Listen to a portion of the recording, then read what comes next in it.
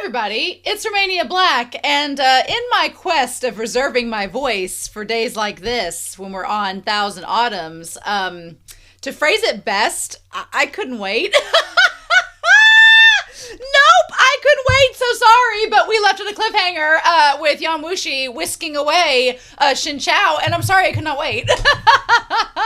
We are technically on part 5 of 6 of volume 1 of Thousand Autumns, and we are past the halfway point. We're getting into the... I'm excited that we have so many volumes of Thousand Autumns. We have 5 volumes, and we are 2 weeks away from finishing volume 1, which it feels like this volume feels like it's gone by so quickly, and that we haven't spent a lot of time on it, which there are, 300 or so pages in this volume. I was like, which, there's been discussions, especially with the Western translation and release of bookstores trying to monetize as many volume releases as possible. Dear God, Heaven Official's Blessings had like 3 releases. And I'm like, I can only afford 1. So that's what we've done. But as I throw this toy to my dog, I got off work and I was like, I was going to watch something else. And then I sat down and I thought I really didn't want to watch that show. I wasn't in the mood for it. And I was like, well, what am I in the mood for? And then I took like 2 seconds. I was like, I want to watch Thousand Autumns. So I don't have any comments to go over. We are going to be looking at chapters 21 through 26, which covers pages 193 to pages 235. So a little shorter than... Last week was a lot of reading. And we'll be looking at episode 5 of the audio drama. And I'm going to make sure I don't forget to look at the audio drama until the very end. We're going to watch it, which the audio drama is great. I told people last week, I'm like, it covers the same thing as the novel. So it's like either react to the audio drama or react to the novel. One of the two, but it seems redundant to do both. I feel like with Modao Zushi, there was enough difference, but here I'm just like, it just feels like the same. And I'm not passionate about it, so it has to be one or the other, right?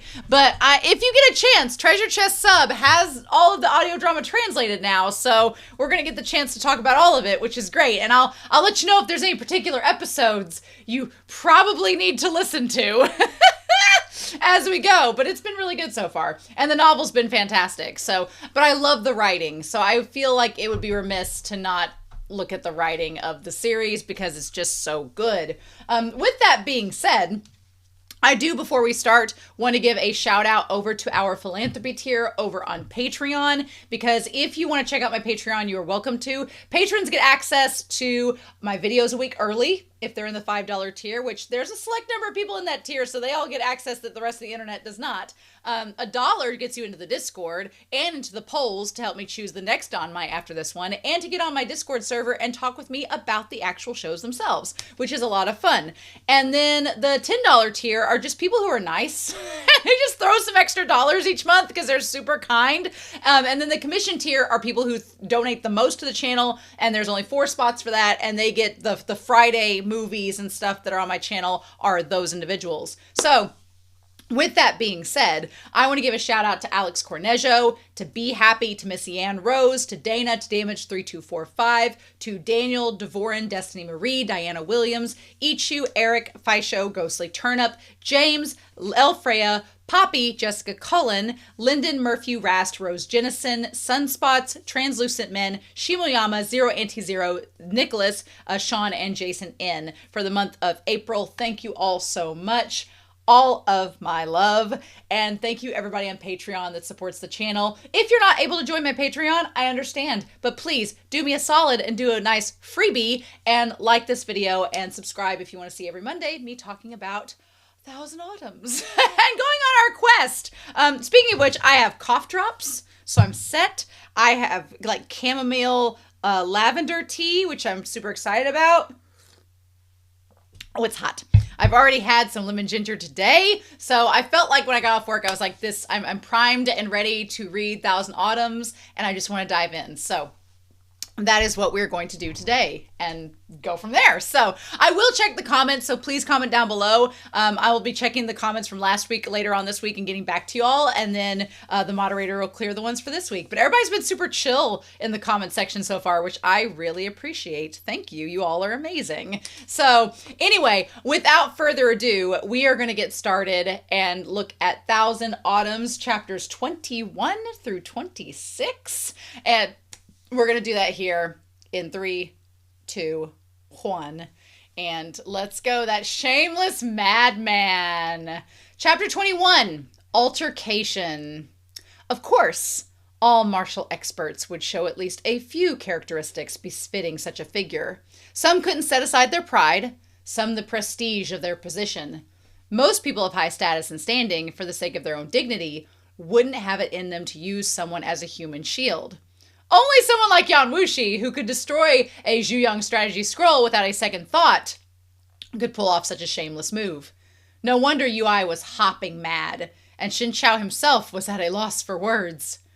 Yan Wushi brought him all the way down the mountain and straight through Zhondu town until they arrived at a relay station that stood where they'd first entered the outskirts of town.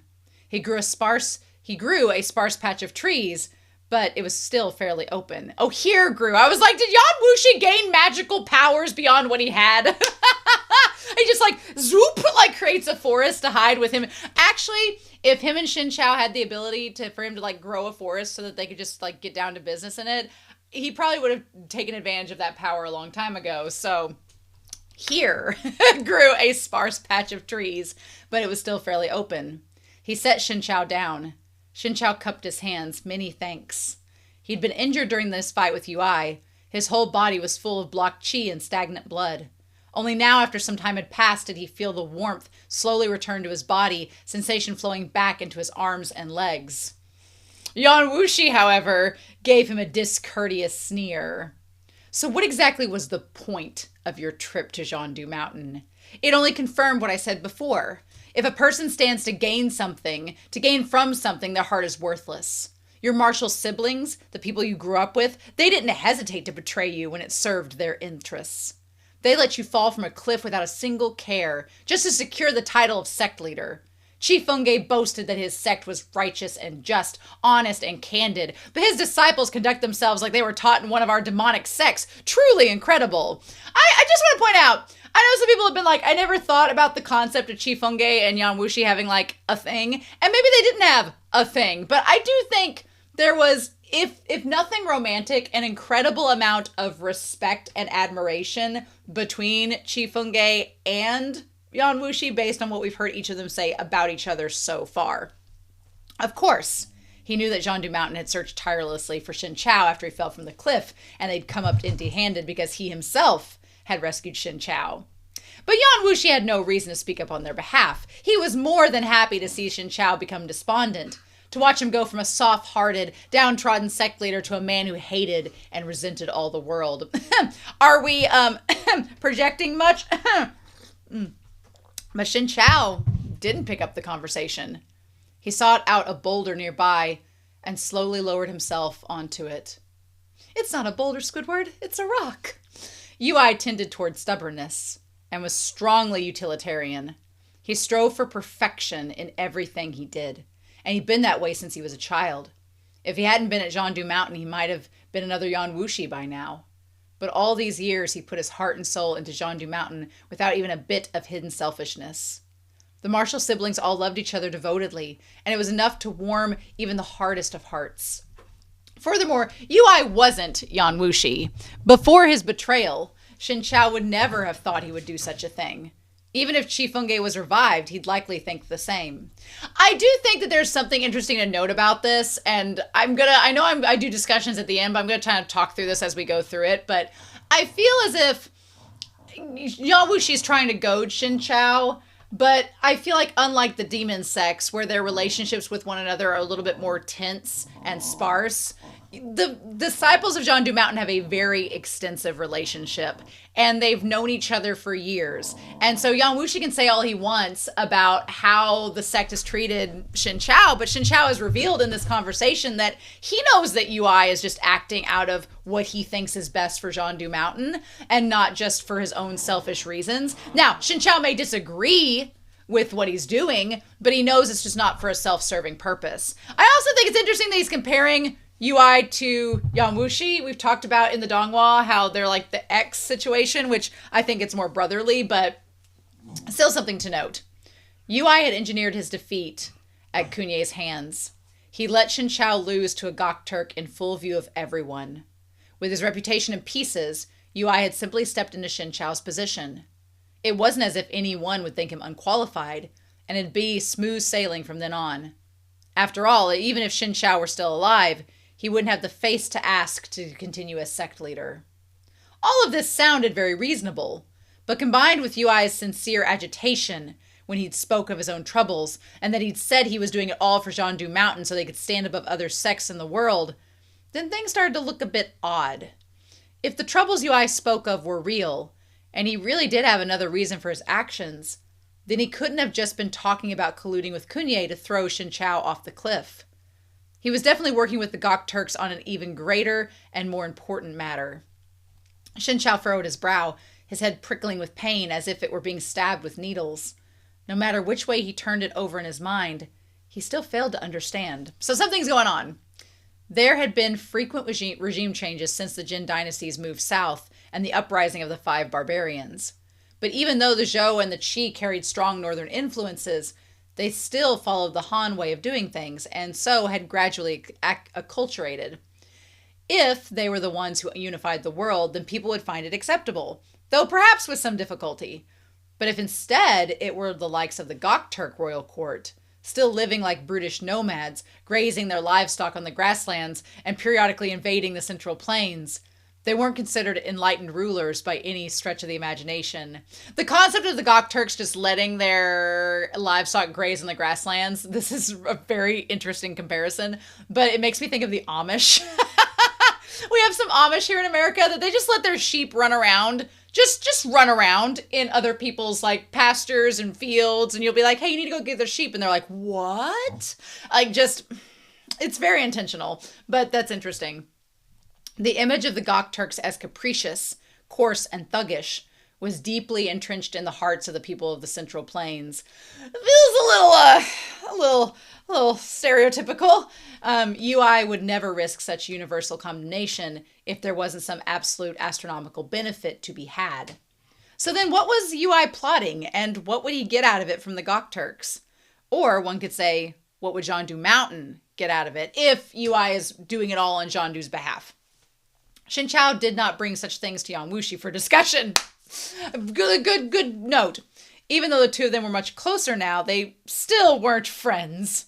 Plus, Yan Wushi was mercurial, his morality unpredictable. It was foolish to seek sincere advice when they had such a shallow bond. Well, we'll just have to work on that, won't we?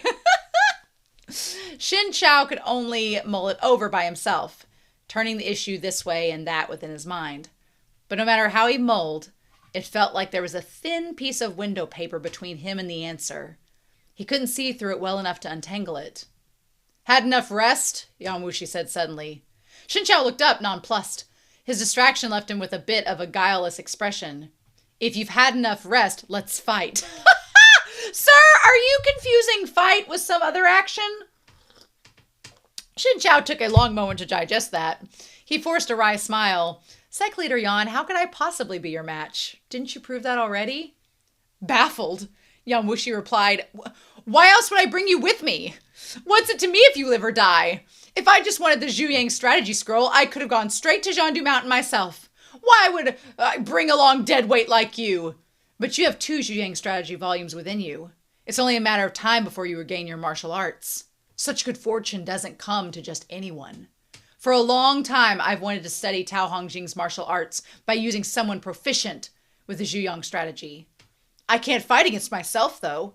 And I certainly can't go hunt down that bald monkey Zhu Tang to practice against. Or bald donkey. Doesn't that make you the most suitable candidate? The corners of Shen Qiao's mouth twitched. He had no idea what to say. So, Yan Wushi is saying, I cannot practice against myself if I learn all the Zhu Yang strategy guides. And Zhu Ting, that troll? No, he's like a 2 out of 10. But you're hot. So if, you just want to like learn the strategy guides and then we just like, practice and spar forever, that'd be great. And Shen Qiao's like, what logic does this make sense? After a while, he finally replied, I only have 3/10 of my strength back. I was injured when I fought UI just now. I fear my ability will be lacking. That's why I've granted you a great mercy, letting you sit there and rest for a while. I'm beginning to feel like I'm being detained. Like being detained on Zhandu Mountain wasn't that bad of an option. Shen Qiao said helplessly. You've already regained your memory, said Yan Wushi. That means you're able to remember that volume of Zhu Yang strategy you learned before and use it at will. Furthermore, reading the other volume at Chuyun Temple was enough for you to absorb it in its entirety, taking your skills to the next level. Shen Qiao thought about it and then nodded with sincerity. That is indeed the case. Taking this into account, although Yan Wushi's motives weren't pure, and he'd repeatedly used Shen Qiao for his own purposes, as well as simply to amuse himself, he still felt like he needed to show more gratitude. Bless his heart. Also, Yan Wushi, why weren't you getting that strategy guide? You said you were going all the way to Zhandu Mountain to go get. Wasn't that the reason? Yeah, sure, okay. I haven't properly thanked Sect Leader Yan since leaving the villa, he said. If not for you, I feared I'd become a lost soul at the base of Bamboo Peak. Funny that the Zhu Yang strategy that he memorized on Zhandu Mountain was called Lost Soul. Yeah. What you should think is the Zhu Yang strategy's true chi that's inside your body, said Yan Wushi. If not for that, I wouldn't have bothered to have saved you. It was a rather bleak conversation, but Shen Qiao replied in good cheer. All right, I'll go burn some incense for Shizun to thank his esteemed self for passing the Zhu Yang strategy down to me. I couldn't sense any of Zhu Yang strategy's true chi within UI's body when I fought, so I believe that Qi Fengge only passed it down to you. Shen Qiao nodded. That's right. I was alone the day Shizun conveyed to me the volume of Lost Soul and ordered me to memorize it through recitation. He forbade me from writing it down. It's rumored that Zhandu Mountain has a Zhu Yang strategy scroll hidden away, but I don't know if it's still there. Maybe he did the same thing as Yan Wushi and started destroying them. Yan Wushi found this very interesting. Didn't Qi Fengge wish for Zhandu Mountain's legacy to be passed down through the generations? Didn't he want each and every disciple to excel? Why did he only show the Lost Soul volume to you? Shen Qiao replied slowly. I asked Shizun about this matter before, but he didn't answer. Shizun and Perfected Master Tao were old friends in life. I heard that after Perfected Master Tao completed the Zhu Yang strategy, he was filled with regret. He thought that if the book got out, it would lead to endless conflict and strife in the world, that many people would die as a result. I think perhaps Shizun felt the same way to a certain degree. He wanted his old friend's life work to be passed down, but he also didn't want it spread too far, lest the world fight and kill each other over it. That's why he made such a contradictory decision. Yan Wushi snorted in disdain. What foolish soft-heartedness. Qi Fengge was always like that. He didn't finish Hu Lugu off when they fought and ended up leaving behind a disaster lying in wait for his successors. Peerless in martial arts, but with the heart of an indecisive woman. I think they had something. If that's how he felt, then why teach martial arts to Zhandu Mountain disciples at all? Wouldn't it be better to change Zhandu Mountain into an ordinary Taoist monastery? If you wish for a world without war, start with yourself. His words were harsh and biting, but not completely without merit. I don't know. Maybe Yan Wushi was just crushing on Qi Fengge, and maybe it wasn't reciprocated, but I think something was there. I think there was a spark there. It might have been snuffed out, but Shen Qiao and his master were the same in one aspect, and that was their benevolent heart, always considerate and gentle towards others. But he and Qi Fengge also had their differences. These days, Shen Qiao wandered the outside world, and there he witnessed the impoverished livelihoods and the suffering of the common people, the powers of the world, and how they'd all been drawn into this game of chess. Seeing all this gradually changed Shen Qiao's mindset. He'd realized that Jean du Mountain also stood in the dust of the mortal realm, that it was impossible for them to peacefully detach themselves from worldly affairs. It was only a matter of time before they must enter the game themselves. It was a pity that he hadn't had the time to make any reforms for Jean du Mountain. Yui jumped in to replace him and was intent on steering Jean du Mountain into an unknown direction.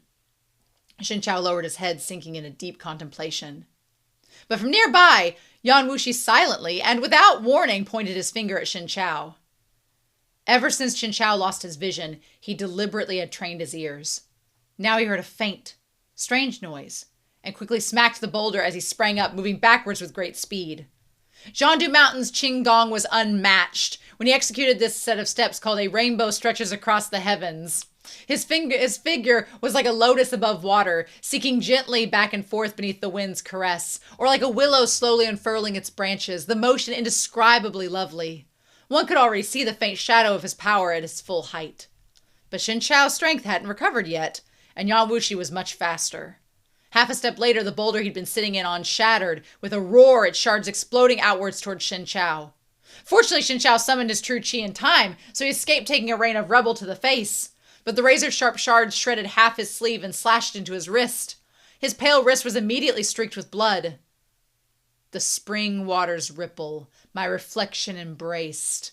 My wistful fancies crumble, only ash remains. Its reputation is truly well deserved. Shen Qiao ignored the injury, instead focusing all his attention on listening for the sound of his opponent's movements. Yan Wushi wasn't in the habit of showing any mercy once he'd attacked. After all the time they'd spent together recently, Shen Qiao was very clear about this particular point. He would have to fight until his opponent was satisfied, or else he'd die, and die in vain. Yan Wushi, this man, he's really going to make this enemies to lovers happen, huh? Interesting! Chapter 22, the spring waters finger technique. Or is he trying to teach Shen Qiao how to do it? We'll see. The spring waters finger technique was one of the techniques that had made Yan Wushi famous. He defeated countless martial experts with it, and Shi Fengge had even picked out 2 lines of poetry to describe it, a clear sign that it was an exquisite technique. And Yan Wushi had only gotten better with time. But not many people knew that this finger technique was adapted from a sword technique. Yan Wushi had once been a sword master, and he had a sword that never left his side. But when he lost his sword and couldn't find a satisfactory replacement, he decided to use his finger as a substitute. Lost or had it destroyed? It turned out to be a happy mistake, and using this he created a finger technique with an achingly tender name. Only those who'd faced it knew of the raging tempest Shen Qiao was up against now. Someone with sharp eyes would see that Yan Wushi's movements were very slow, elegant, and gentle, as if he were merely brushing a leaf from his opponent's shoulder. But his fingers were blurred with the after images of where it had been, and it was impossible to determine exactly which of the images was his real hand. Shen Qiao was a blind man. With Can we just take that out of context and just you open a book? Shen Qiao was a blind man. It's not funny, but it's such a blunt phrase. Without visual distractions, the other senses sharpened. He felt a crushing mountainous pressure bearing down on him from all directions, threatening to flatten or pulverize him. Its true chi overwhelming everything. The pressure wasn't uniform. It followed the movements of Yan Wushi's finger. Sometimes he felt it on his shoulder. Sometimes it struck at his neck. It was a fleeting, erratic, and impossible to defend against. Shen Qiao's whole body was enveloped in the pressure Yan Wushi had created. It was like he was surrounded by walls on all sides, the dense layers of true chi swelling in him like a tide. There was nowhere to advance nor retreat, and the moment his internal energy was depleted, Yan Wushi's finger would reach him, would touch him, gentle as a spring water. That would mean his death. Which is quite interesting, this like gentle technique that kills you. I don't know if it is saying something about Yan Wushi overall. We'll talk about it later. Shen Qiao only had 3/10 of his internal energy. I'm ready for that 3/10 to be 4/10, so then we can make it 1/8. Or 1/5, a fifth. A fifth. I'm ready for it to be a fifth instead of 3/10. 3/10 is so weird, leaving him below the Xionghu second-rate experts. Normally, a martial artist at that level couldn't dream of surviving against Yan Wushi. But Shen Qiao did have an advantage: his Zhandu Mountain martial arts and the 2 volumes of the Zhuyong strategy. Though there'd been too little time for him to completely integrate all he'd memorized, the return of his memory brought with it his knowledge of self-defense. No longer would he be completely passive like before. His sleeve raised, he too substituted his hand for a sword, forming a seal. This was the initiating gesture of the Azure Wave sword technique. The cool breeze gently blows. There we go. The Azure Wave sword technique was the same set of sword moves that Yui had used in his duel against Yan Wushi. I like that we have like spring waters and cool breezes. They're such like chill techniques that are, could cause you to die. Though Zhandu Mountain was world famous, they didn't possess a large variety of martial arts. They only had 2 sets of sword techniques. This was because Qi Fengge believed martial arts were paramount, and that, like with such principles, it was all about abstraction, about reducing the complicated to the simple. True ingenuity was unassuming. Instead of amassing more and more moves, it was better to hone just 2 sets to their ultimate peak until total control was achieved. The cool breeze gently blows, as its name implied, started with a gesture that was gentle and accommodating, like one was basking in a refreshing breeze. Lacking a sword, Shen Qiao used his fingers instead. Making this gesture, he finally felt some sense of familiarity from his past. True Qi rose from his abdomen, flowing across the acupoints of his waist and up his spine before gathering at the base of his neck, then streaming down his arms into his wrist.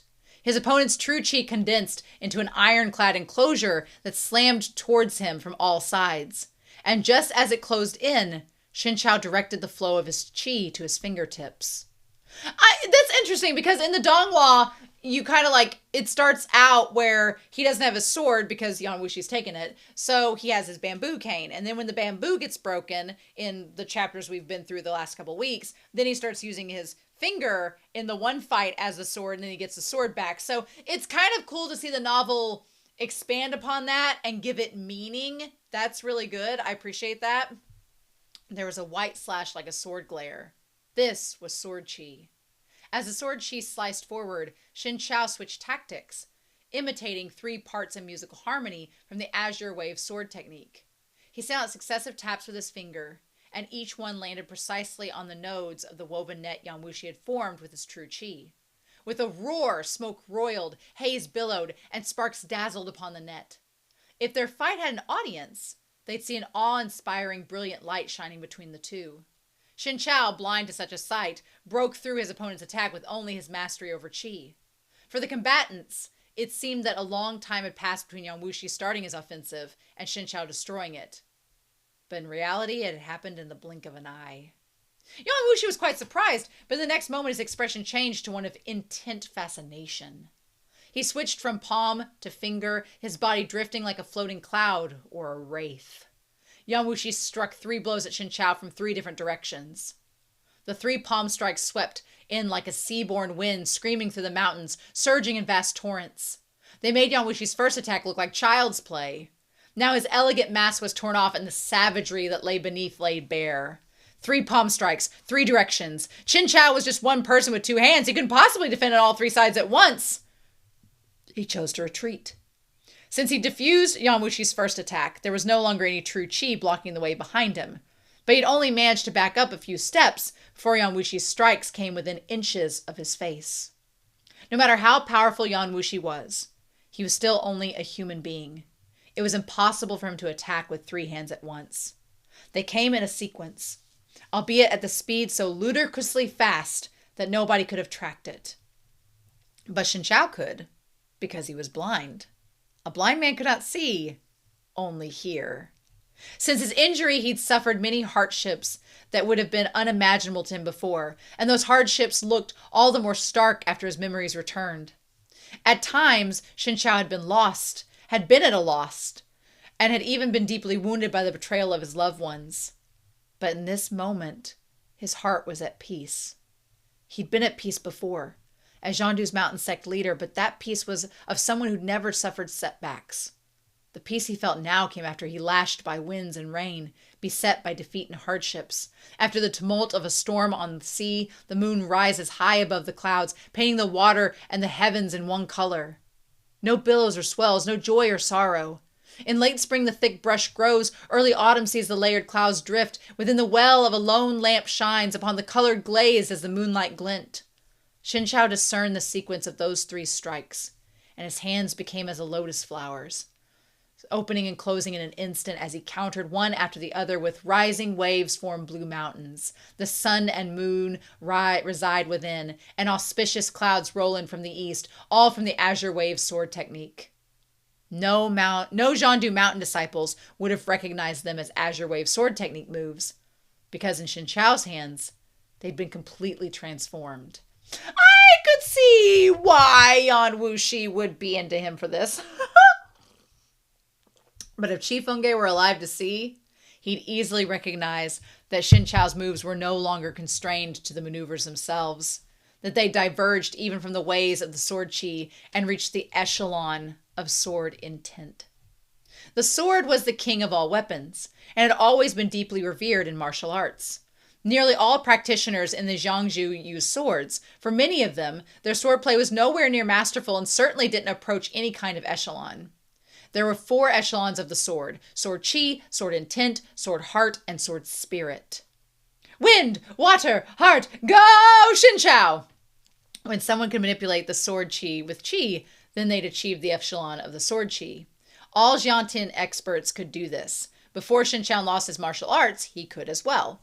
He was extraordinarily talented. He grew up practicing with the sword, and by the age of 20, he'd already grown beyond the physical maneuvers when it came to the sword moves and entered the echelon of sword Qi. So we're looking at these men being a little bit older, which I'm all about. So if he was like, by the time he was 20, so I'm assuming that Shen Qiao is probably in his 30s, maybe, or at least late 20s. Mm-hmm. Later, when Qi Fengge passed down a volume of the Zhiyong strategy to him, he found within that scroll a method to condense true Qi and combine it with sword Qi, which improved his swordplay more and more. If nothing had gone wrong, it would have been only a matter of time before he reached the echelon of sword intent. But then he was challenged to a duel at Bamboo Peak. Shen Qiao fell from the cliff and everything came to an abrupt end. If it weren't for a wisp of the Zhiyong strategy's true Qi that still remained in his body, granting him a chance to start over, the martial arts he'd painstakingly cultivated the first half of his life would have vanished with the wind. Shen Qiao didn't fall, even as Yan Wushi pressed harder and harder. Well, just phrase it like that. Instead, he rose to the echelon of sword intent. Yan Wushi, always perceptive, took notice of the change and was greatly surprised. Not only surprised, excited as well. When he'd forced Shen Qiao to fight him, it was only because Shen Qiao still carried the Zhiyong strategy's true Qi. Yan Wushi hoped that fighting him would spark the inspiration he needed in order to grasp the essence of the Zhiyong strategy and complete his self-made martial arts. So the stronger his opponent was, the happier he became. I mean, Yan Wushi is like a dapper gentleman, kind of arrogant Goku in that sense, isn't he? At that moment, Shen Qiao's heart, maybe he's more like Vegeta. Is this like Goku and Vegeta? It kind of feels like it in a way. At the moment, Shen Qiao's heart was tranquil and completely at peace. His mind had also entered an entirely new state after reaching the echelon of sword intent. It was clear, boundless, and indescribably profound. It was a vast world where the ocean embraced hundreds of rivers and cliffs soared thousands of meters into the sky. And it was a narrow world where with mere inches onto which to move and no foothold to be found. But where the sword intent lay, the principle of Tao also lay. 1 begets 2, and 2 begets 3, and 3 begets all things. There was no ground beneath his feet, but from his step came the ground. There was no light to be seen, but his heart itself possessed light. In a state like that, Shen Qiao didn't need to see. He could clearly sense the trajectory of his opponent's strike. From the Tao Jing, which talks about the Tao being the origin of all things, the complete verse has an additional, the Tao begets 1, at the very front. He waited quietly. Yan Wushi pointed a finger between his brows. Shen Qiao didn't retreat. He raised his hand to meet it. His right hand lifted, his spread palm perfectly blocked that one finger. In an instant, the nearby stones were sundered into rubble and streaked like shooting stars across the backdrop of the night. All Shen Qiao felt was a roaring whine with his ears. Blood spilled from his nose and his mouth. His entire body flew backwards against his will, slamming into a mighty tree trunk before landing heavily on the ground. Yan Wushi made an incredulous sound, but his expression was deeply impressed. He'd used at least half his strength. Shen Qiao's damaged foundations remained, even though he'd reached the echelon of sword intent. It was amazingly impressive that he'd caught Yan Wushi's strike and blocked it, instead of just dying on the spot. That alone demonstrated Shen Qiao's aptitude and potential were indeed remarkable. He was able to reach the echelon of sword intent even though he was still reeling from betrayal. No wonder Chief Fengge had chosen this man as his successor. But although Shen Qiao wasn't dead, he wasn't far from it. It should have been possible for him to withstand a direct blow from Yan Wushi's finger being taken it anyway. On top of that were the injuries he'd suffered during his fight with Yui on Jiandu Mountain. He was well past the point of exhaustion. With all his strength now sapped, he passed out. Yan Wushi bent down and grasped his chin. He likes doing that, by the way. Shen Qiao's face was like a cold jade, horribly white and dull. Even his lips were bloodless, devoid of all color. It looked like he might stop breathing at any moment. But ever since his fall from the cliff, he looked like that 9 days out of 10. The only difference now is he looked somewhat more serious. But within all this bloodless pallor, with his eyes tightly shut and his long eyelashes fanned like feathers, there lingered a trace of frail, aesthetic beauty. And now that he was unconscious, it was even meeker and lovelier. It was precisely this docile appearance that had misled Mutipo that day at the end.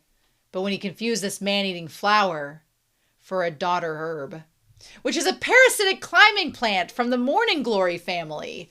As daughters require a host, the daughter flower became poetic symbolism for the frail, delicate, and helpless woman. As Shen Qiao is a man, the narration uses daughter herb instead. Well, I'm glad we have gendered our flora and we have flowers and herbs. But also, but this flower was good-natured, always tender. I like that Yan Wushi describes Shen Qiao as a man-eating plant. Like, are we projecting a little bit of what we would like Yan Wushi? Is that what we're doing? But this flower was good-natured, always tender-hearted and compassionate. That's why it met with trouble after trouble. It seemed to bring all this trouble on itself, but it also anticipated and accepted the consequences of such tenderness. If others thought that softness was a weakness, then it was they who were truly blind. I like that in this moment, it kind of reveals that Yan Wushi does find Shen Qiao attractive, not just physically, but in his very, nature and who he is. Although Yan Wushi would never admit that, it's pretty obvious. Look how exhausting and tragic your life is, said Yan Wushi. Your master is dead. Your position as sect leader was stolen. All the martial siblings you grew up with either betrayed you or disapproved of your methods. Your family and friends deserted you, and you were gravely injured, forced to leave Jiandu Mountain. Now you have nothing. Yan Wushi whispered right by Shen Qiao's ear, coaxing him with his softest tone. But there's no need to live a life that tragic. As long as you enter the noble discipline with me and cultivate the Fanglin scriptures, I will pass my volume of Zhuyang strategy on to you. When the time comes, you won't just regain your martial arts. It'll be only a matter of time before you progress even further. It'll be far faster than the 3 or 5 years it would take to recover by yourself. After that, whether you want to take back your position as sect leader or kill Yui in revenge, it'll be no trouble at all. What do you think? This was the time when Shen Qiao's will was at its weakest. He was dazed, devoid of strength to resist with his body, and susceptible to the invasion of the mind. Yan Wushi had even instilled his words with demonic persuasion and repeated them to Shen Qiao's ear again and again. They crept straight into his heart, pounding mercilessly at his Taoist core. Shen Qiao frowned in pain and his body struggled a little, but Yan Wushi didn't let go, just repeated his words again. Uh-huh. Yeah, you trying to get your boy turned bad, you know. Yeah, look, if you want things to get spicy on Wushi, you should just ask him. You should just flat out ask him, because I don't think you're going to get what you want here. Yui allied himself with Kunye. Because of them, you fell from the cliff and lost all your martial arts. Don't you hate them? Without your martial arts, without your status, even capering clowns like Qinggong and Mutipo dare to make a fool of you.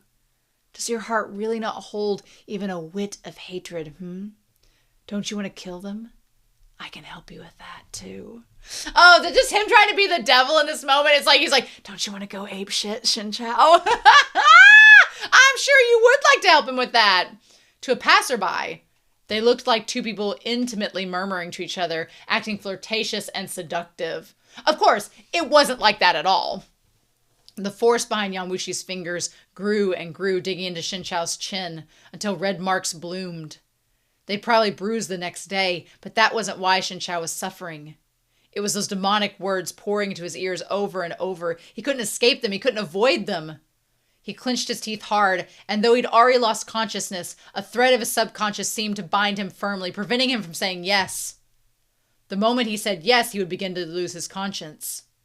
Why not agree? Yan Wushi coaxed. It's only a single word. Just say it and I'll do anything for you. I don't want to become that kind of person. Even if it must be done, I shouldn't be the one to do it. Become what kind of person? What's wrong with taking an eye for an eye? If you want to kill someone, then kill them. Besides, they betrayed you first. You don't owe them anything. Shen Qiao shook his head. A fresh trickle of blood seeped from the corner of his mouth, and the expression on his face grew more and more pained. Any ordinary person would have succumbed to such torture by now, but he refused to speak. Some people were unaware of the evil in the world, and gave their kindness indiscriminately. In the end, all it did was exhaust them and others both, but there were some people who did see through to the evil, and that insight was precisely why they refused to change. Why they carried on being gentle and tender-hearted. But it was human nature to be evil. Could someone really withstand 100 upon thousands of trials and hardships and still not change their mind? Yan Wushi chuckled quietly, and then wiped the blood away from Shen Qiao's mouth. Sweeping his hand beneath Shen Qiao's arm, he lifted him up off the ground and headed into town. Oh, I feel like, okay, yes, I do think that Yan Wushi is kind of like, I feel like Yan Wushi, we'll talk about in the discussion, with why he wants Shen Qiao to just let go and become evil with him and they can rule together, and he's like, I can help you and tempt him and all that, but yeah, not Shen Qiao, not our golden boy. Chapter 23, Gentleness. Shen Qiao felt like he'd been asleep for a very long time, but he wasn't entirely unconscious in his stupor. He could at least hear when a person spoke loudly into his ear or when the wheels of the carriage rumbled on beneath him. He still had held on to some awareness. Although he was insensate? Interesting. His true chi never stopped circulating for a moment. The benefits of training with the Zhuyong strategy became apparent now. Although he wasn't aware of it, his body was repairing itself bit by bit. Though those bodily repairs progressed at a terribly slow speed, by the time Shen Qiao regained consciousness, the stifling pain and desire to vomit had vanished. Good, nobody likes that. But after sleeping for so many days, he'd woke in a trance-like state, as if he'd fallen into a dream. He held his head, his expression perplexed. Looking around, he realized he was probably inside a carriage. It was stopped, though, and he didn't know where. Oh, I get where we are in the Donghua. Okay. Shen Qiao carefully thought back and recalled that he'd fought with Yan Wushi before he fainted. Then Yan Wushi must have brought him away somewhere? As he was racking his brain, the carriage curtain lifted with a rustle. Shen Qiao looked up automatically.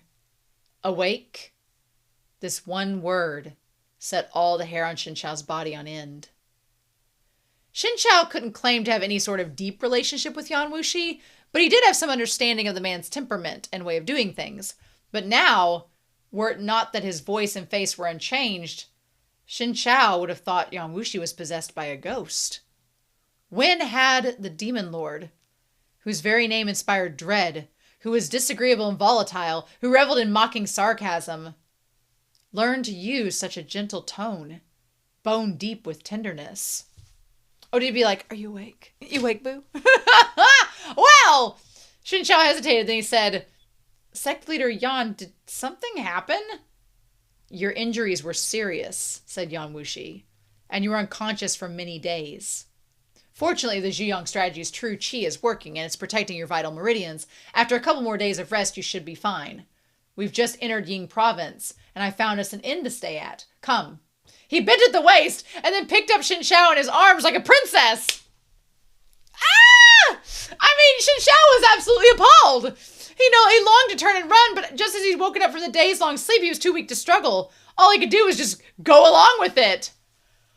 Yan Wushi had a gentle smile on his face. Shen Qiao looked like he'd seen a ghost, but Yan Wushi ignored this and carried him into the inn, and then walked further, the entire way from the lounge to the courtyard, allowing others to crowd around him and watch. Even the inn's concierge kept looking back while he led the way, but Yan Wushi continued on, showing no concern. Just to let the two gentlemen know, this isn't just the most beautiful courtyard in our inn, but in the entirety of the Ying province city.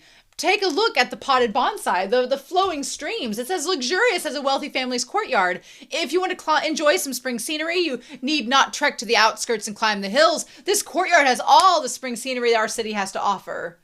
The concierge was eloquent with a silver tongue, but Shen Qiao could neither see nor appreciate the beauty he was describing. Though he could guess from the man's attitude, it must have cost a considerable amount to rent this courtyard. On the other hand, Yan Wushi seemed quite interested. Not only did he let the concierge run through the entire introduction without telling him to shut up, but he even offered a comment or two, which further fueled their guide's exuberance. He prattled on and on, introducing every little detail of the place. Yan Wushi is having this man describe everything so that Shen Qiao can see it, even though he can't see it. Oh my god. All this time, Yan Wushi was carrying a grown man in his arms, and yet he strolled through the courtyard, not flagging in the slightest. The concierge's reverence grew greater all the while. Shen Qiao sorely needed to rest his aching body. He'd slept for so long that he'd only been awake for a short while, yet he could already feel the onset of fatigue. He almost fell asleep right there in Yan Wushi's arms. After a long while, the concierge finally came to his senses and left. Yan Wushi brought Shen Qiao into the sleeping quarters. Well, I'm sure you came to your senses and left, sir! And laid him down on the bamboo cot next to the window. That's why he was next to the window asleep, like in the Donghua. The cot was covered with a thick, soft wool blanket. The moment he lay down, Shen Qiao felt his bones groan in comfort. But Yan Wushi didn't rush to leave. Instead, he sat down right beside him. Did Sect Leader Yan rent a courtyard with only one bed? Shen Qiao asked. Yan Wushi was completely unruffled. Of course not. But I rented the courtyard so I can sit wherever I please.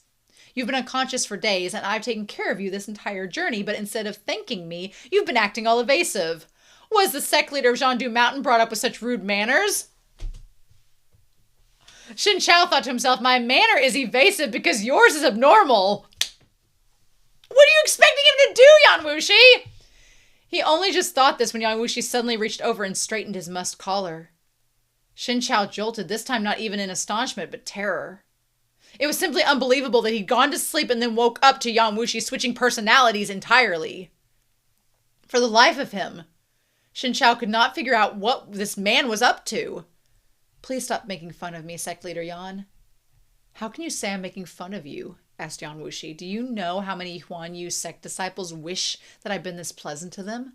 Let alone others? It's very rare that I'm not this nice to anyone. Most people wouldn't get this kind of treatment even if they begged for it.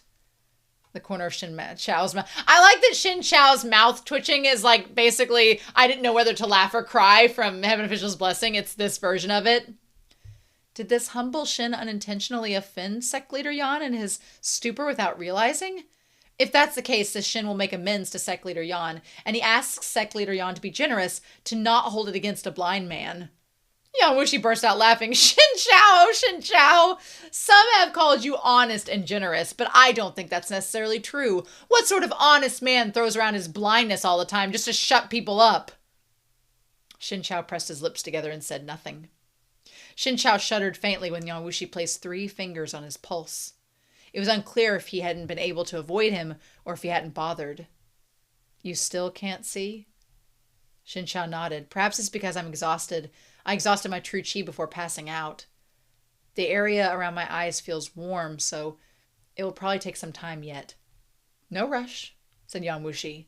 There's still a long way to go to Northern Zhou. I will be taking a carriage for the journey. You can take your time recuperating. Shen Qiao frowned. Northern Zhou? What, you don't want to go? It was a purely rhetorical question. From their sex to their past to their personalities and even their conduct, the two of them had nothing in common. Yan Wushi's pride was so great that he could never fathom how Shen Qiao remained so calm despite falling into such awful straits.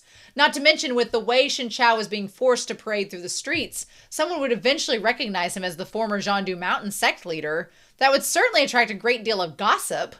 There would always be someone around to remind Shen Qiao again and again of the experiences he'd rather not be reminded of.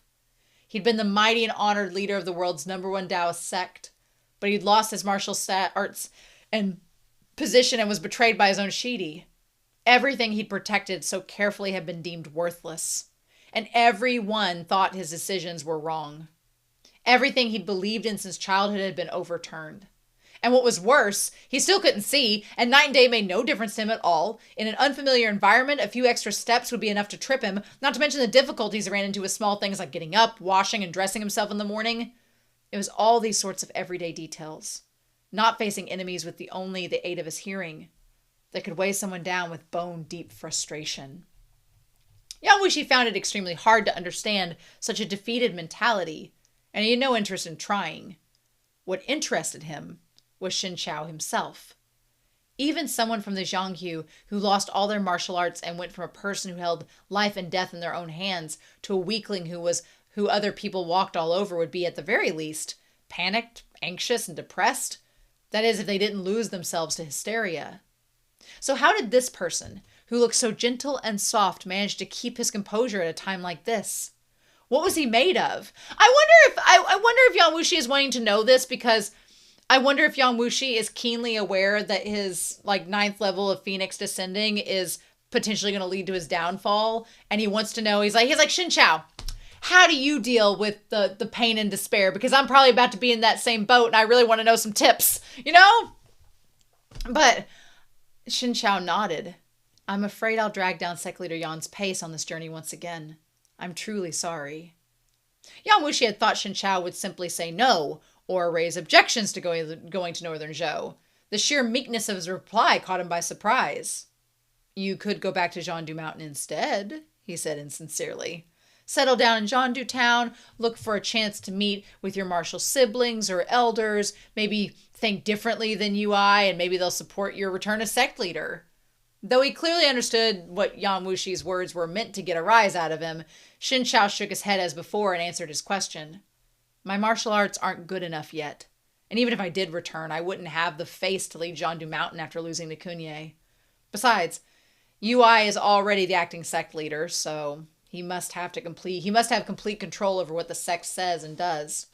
If I go back, I could even be forced to do their bidding. It's better for me to stay far away. Maybe that way I can see some things more clearly. Thinking this over, he smiled. Didn't Sect Leader Yan once say that I was ignorant of everyday things and people's intentions, and that's how I ended up in this situation? You hold an important position in Northern Zhou. If I follow Sect Leader Yan there, I can learn many things, and that will prevent me from making more missteps and repeating the errors of my past, so this is a blessing for me. You're not concerned about UI working with the Gok Turks? Yan Wushi raised an eyebrow. Shen Qiao shook his head. There's something very strange there. I trust that Sect Leader Yan has noticed it true. After Hu Lugu left in defeat, there's been no news of him for 20 years. Kunye re-entered the Jiangzhu on his master's orders, and I'm certain the reason wasn't as simple as challenging me to a duel. Him working with UI must have a deeper scheme buried within it as well. I heard that Sect Leader Yan has fought with Kunye. Did your esteemed self find him a reckless person? Man, if you were looking at this one way, Shen Qiao is stroking the ego a little bit on Yan Wushi. Yan Wushi spoke plainly. His aptitude isn't bad. Given enough time, he might become another Hu Lugu. He couldn't have defeated me even with his full strength, but it was obvious he was holding back. I don't know why he didn't put his full effort in, so I toyed with him after for several rounds, and it was the same thing every time. Finally, he couldn't take it anymore. He ran back to Kaganate. His implication was, if Kunye really was a reckless person, he wouldn't have been able to stomach holding back for so long, for so many rounds, even if he knew he couldn't win. Shen Qiao frowned a bit and thought. Many things had started to connect. A vague logic began to make itself known, but so far this logic remained unclear. It was like enormous confused mass of tangled string. He still couldn't find the end of it, so the overall shape was still bewildering. He sighed. It looks like it's just like Sect Leader Yan said. I know very little about what's going on in the world. I was down in a well watching the sky, secluded and unmoving. I too am responsible for what UI is doing, though I can't even guess what they're planning. Yan Wushi sneered. Where'd all this sentimentality come from? One strong man can crush 10 skilled ones. If you're strong enough, you can simply slaughter them all. Those people betrayed you, so they must brace themselves for payback. Unless you plan on forgiving them once you understand their intentions. Shen Qiao didn't know what to do with this just kill them attitude. According to you, in order for UI to control Jiandu Mountain, my martial siblings and elders of the Jiandu's Violet Palace must have tacitly approved of his takeover. Even my kind-hearted Da Shizhong must also believe that UI is 100 times better as a sect leader than I was. Does that mean I'll have to kill them all too? Those people are the pillars of Jiandu Mountain. If they're gone, how much sect would even be left? Even if your martial arts do return, and you regain your position of sect leader, you and those martial siblings of yours can never go back to the way it was in the past, Yan Wushi said, full of malice. The memory of their betrayal will lodge inside you like a fishbone in your throat, never changing. And as for them, would they ever truly believe you'd forgiven them? As he spoke, he moved closer to Shen Qiao until his warm breath fanned out right between them. I feel like he's projecting a lot. Faintly uncomfortable, Shen Qiao canted his head away. Everyone holds evil thoughts inside their hearts. The difference lies in whether or not they act on it. Why castigate them for being human? But Yan Wushi replied, Oh? You hold evil thoughts inside your heart, do you? What are your evil thoughts, pray tell? Shen Qiao tried to back away, but he was arrested by an arm on his waist, forcing him to slightly arch his back. Without him knowing what was happening, he'd been backed into a corner, his shoulders pressed tightly against a wall. A painting must be hung behind him. He could feel the tube digging painfully into his back. Ah Shao, what are your evil thoughts? Let me hear. Hearing Yan Wushi call him Ah Shao sent goosebumps rising all over his body. But before his astonishment could show on his face, Shen Qiao was already bewitched, falling into a trance brought on by that low voice.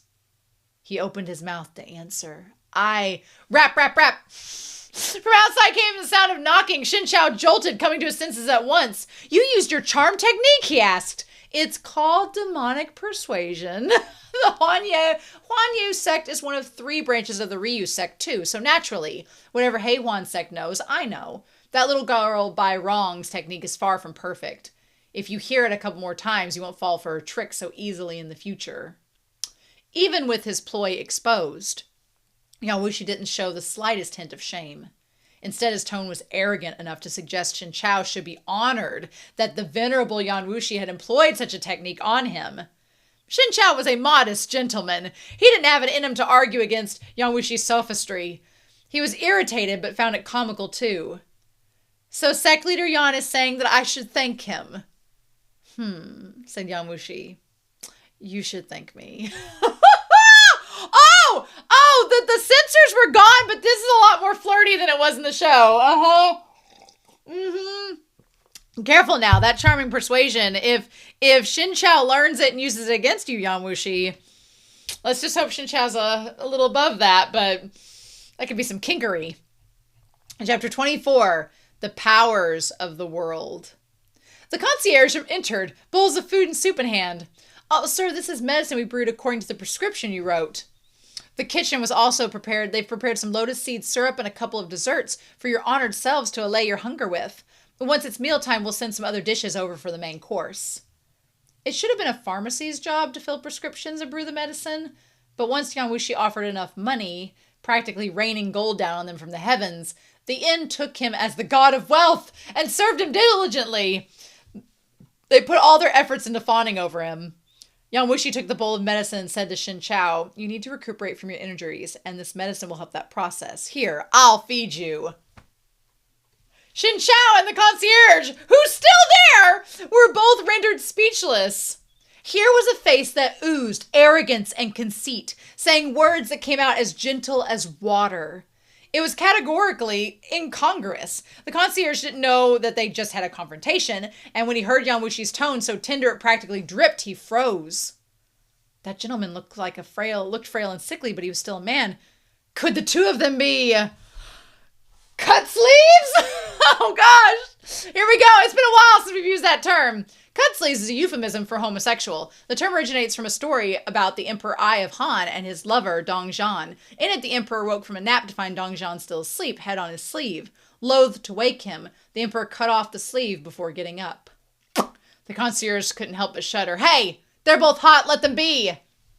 Shen Qiao was now truly afraid of Yan Wushi. He had no idea what he was trying to play at.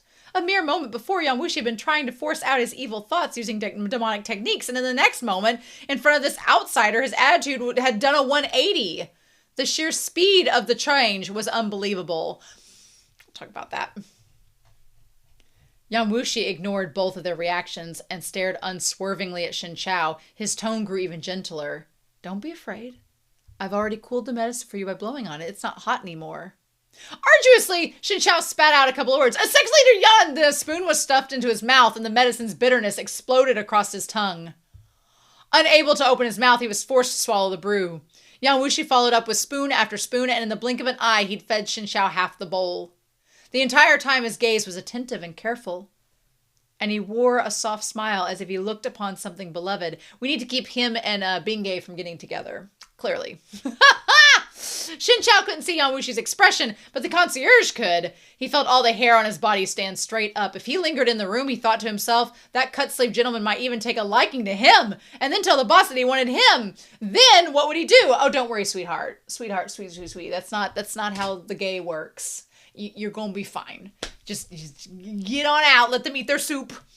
He put the food down in a hurry and smiled apologetically. "Please enjoy the meal, gentlemen. This lowly one will leave now. If your honored selves have need of anything else, just ring the bell again." Yan Wushi made a sound in response, but didn't turn his head. The concierge sighed in relief and wiped the sweat from his forehead and then quickly slipped away. The moment he left, Yan Wushi shoved the bowl into Shen Qiao's hands. "Drink it yourself." Shen Qiao was speechless once again. From the smell of it, he gathered the bowl of medicine was full of herbs that nourished the qi and enriched the blood. But Yan Wushi's attitude reversals, one after another, were too bizarre. He had to ask, "Sec Leader Yan, there was something suspicious. Was there something suspicious about that concierge?" "No." "Then why?" Yan Wushi laughed. "What? Don't tell me you got addicted to being fed. You want this venerable one to finish spoon-feeding you the rest of the bowl?" Shen Qiao didn't bother replying. Yan Wushi cupped his chin. He's like all into that. "Actually, now that I see you like this, your face isn't too bad. All disciples of the noble discipline's 3 branches practice charm techniques to augment their good looks. If you weren't so sickly all the time, you'd look better than all of them." Being toyed with like this when he was seriously injured was one thing, since he wasn't able to resist anyway, but at that moment Shen Qiao was clear-headed. He couldn't help but strain his neck back, brushing against Yan Wushi's hand at the same time. Brushing Yan Wushi's hand away at the same time. Yan Wushi let go smoothly and didn't force the issue. "Have you ever heard of the lip cup?" Yan Wushi asked. "What's that?" His tone was so serious that Shen Qiao didn't suspect a thing. Yan Wushi smiled. "When brothels feed their customers mouth to mouth, that's called a lip cup. This venerable one can feed you your medicine that way, if you wish." The shame! The shamelessness! Shen Qiao was an upright gentleman. He'd always kept himself proper, his heart pure and free of desires. He'd never heard words like these, verging on the obscene. He immediately pressed his lips together and refused to speak, but against his will a faint flush spread over his stark white face. It wasn't out of shyness. He was just a little frustrated. Yan Wushi had gotten his fill of messing around. When he saw Shen Qiao's face change, he burst out laughing. It looked like he found Shen Qiao incredibly amusing. Shen Qiao's expression took on a touch of outrage. After that, Yan Wushi seemed to develop some strange proclivities. It was almost like he'd gotten hooked on toying with Shen Qiao. Oh no! He was always wanting to put on a show in public so he could watch Shen Qiao's various reactions. Yeah, Shen Qiao was good-natured and strong-willed. After the first few times, he already could keep a straight face despite the assorted lewd words and biting comments. And yet, not only did Yan Wushi fail to get bored, he even redoubled his efforts as if determined to find Shen Qiao's absolute limit. Fortunately, although Yan Wushi had asked Shen Qiao to travel with him, he didn't restrict Shen Qiao's freedom. It was, of course, inconvenient for Shen Qiao to go anywhere on his own, so most of the time he stayed obediently inside the room. He'd sit by the window, listen to the rattling of the wind and the rain, the rustling of the trees and branches, and not give anyone trouble. But there were occasional exceptions. The inn was large, and with many people coming and going, they weren't only merchants and officials. It was also one of the largest inns in the Ying province city, so it was a prime location for gathering news. Yan Wushi didn't just choose it because it had the city's most beautiful courtyard. Of course! During this period in time, inns and relay stations were divided into public halls and private rooms, and the latter were further separated into larger rooms and small rooms. Small rooms were reserved for groups of a few people to discuss private matters, while the large ones were attracting businesses and drawing customers to the inns. These larger rooms were categorized according to occupation: scholars, farmers, artisans, merchants, and so forth. Known as the four occupations, they also function as classes within the ancient Chinese social hierarchy. So, yeah, four occupations, well, I would be a scholar.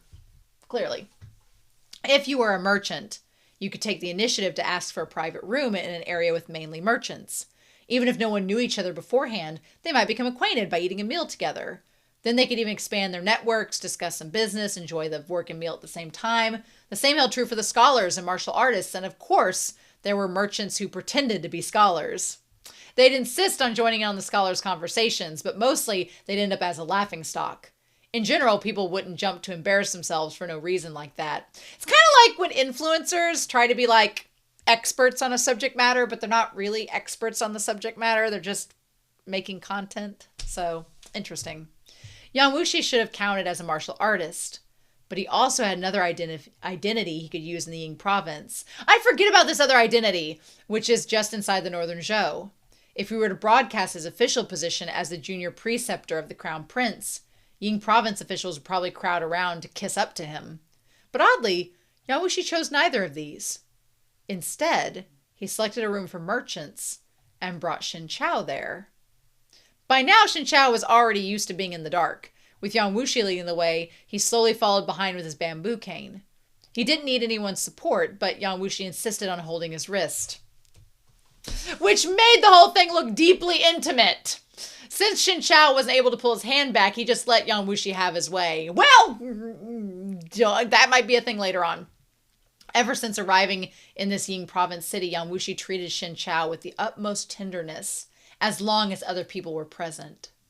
Nobody around knew the details of their relationship. When they saw the two of them, especially when they saw the intimate way Yan Wushi looked at him, they simply assumed that Shen Qiao was some kind of kept man. They'd never seen a blind one, though, so now when the two of them walked into the merchant's dining room, everyone was greatly interested in this strange sight. Every eye in the room latched on to Shen Qiao. The two of them sat down at the same table. Okay, now I think I know where we're going to in the Donghua.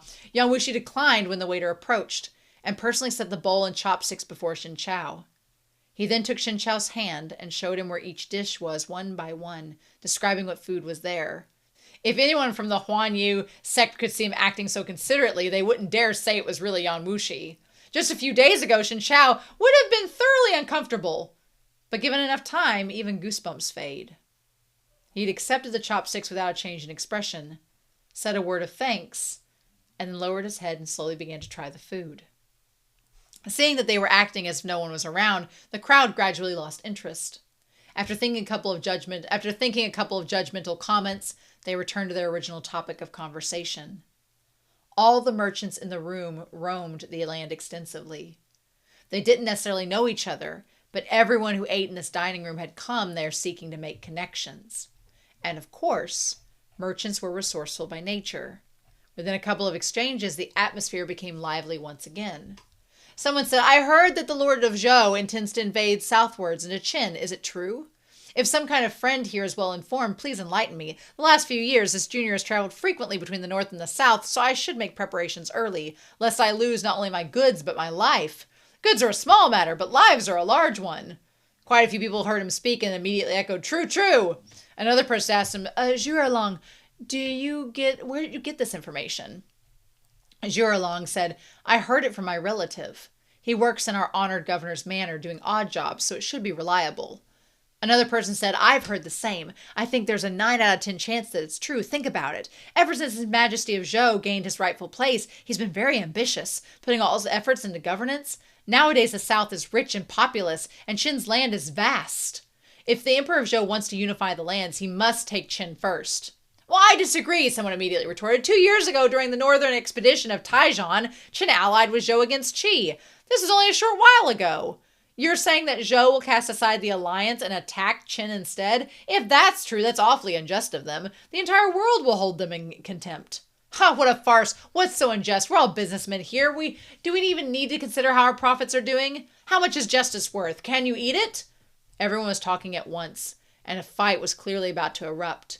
Zhuge tried quickly to smooth things over. Well, calm down, everyone, calm down. As businessmen, we must remember that amiability is the key to prosperity. All these military and state issues are for heavyweights of the world to worry about. What's that got to do with us? We're only concerned about where the fighting will be and when it'll start. His interruption relieved the awkward atmosphere of confrontation from the room, and they all sat back down to eat and drink. A casually dressed man in the dining room, southern in appearance, finally broke his silence and spoke up then.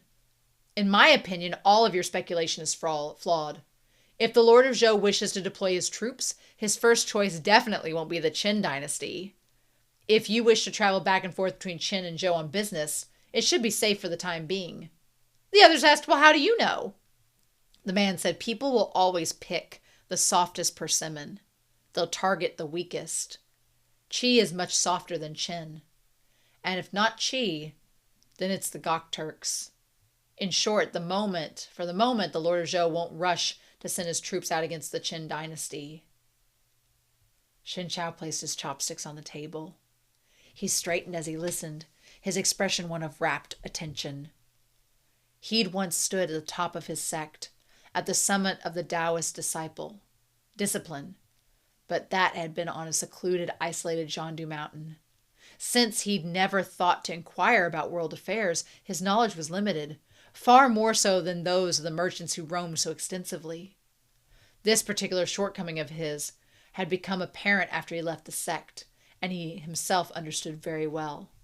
So when he heard others discussing affairs of state, he put his all into listening. Oh, okay. Chapter 25. Delivering an invitation. The Gok Turks, someone asked curiously. Why would the Lord of Zhou attack the Gok Turks? Why ignore the affluent Central Plains in favor of the god-forsaken land of the Gok Turks?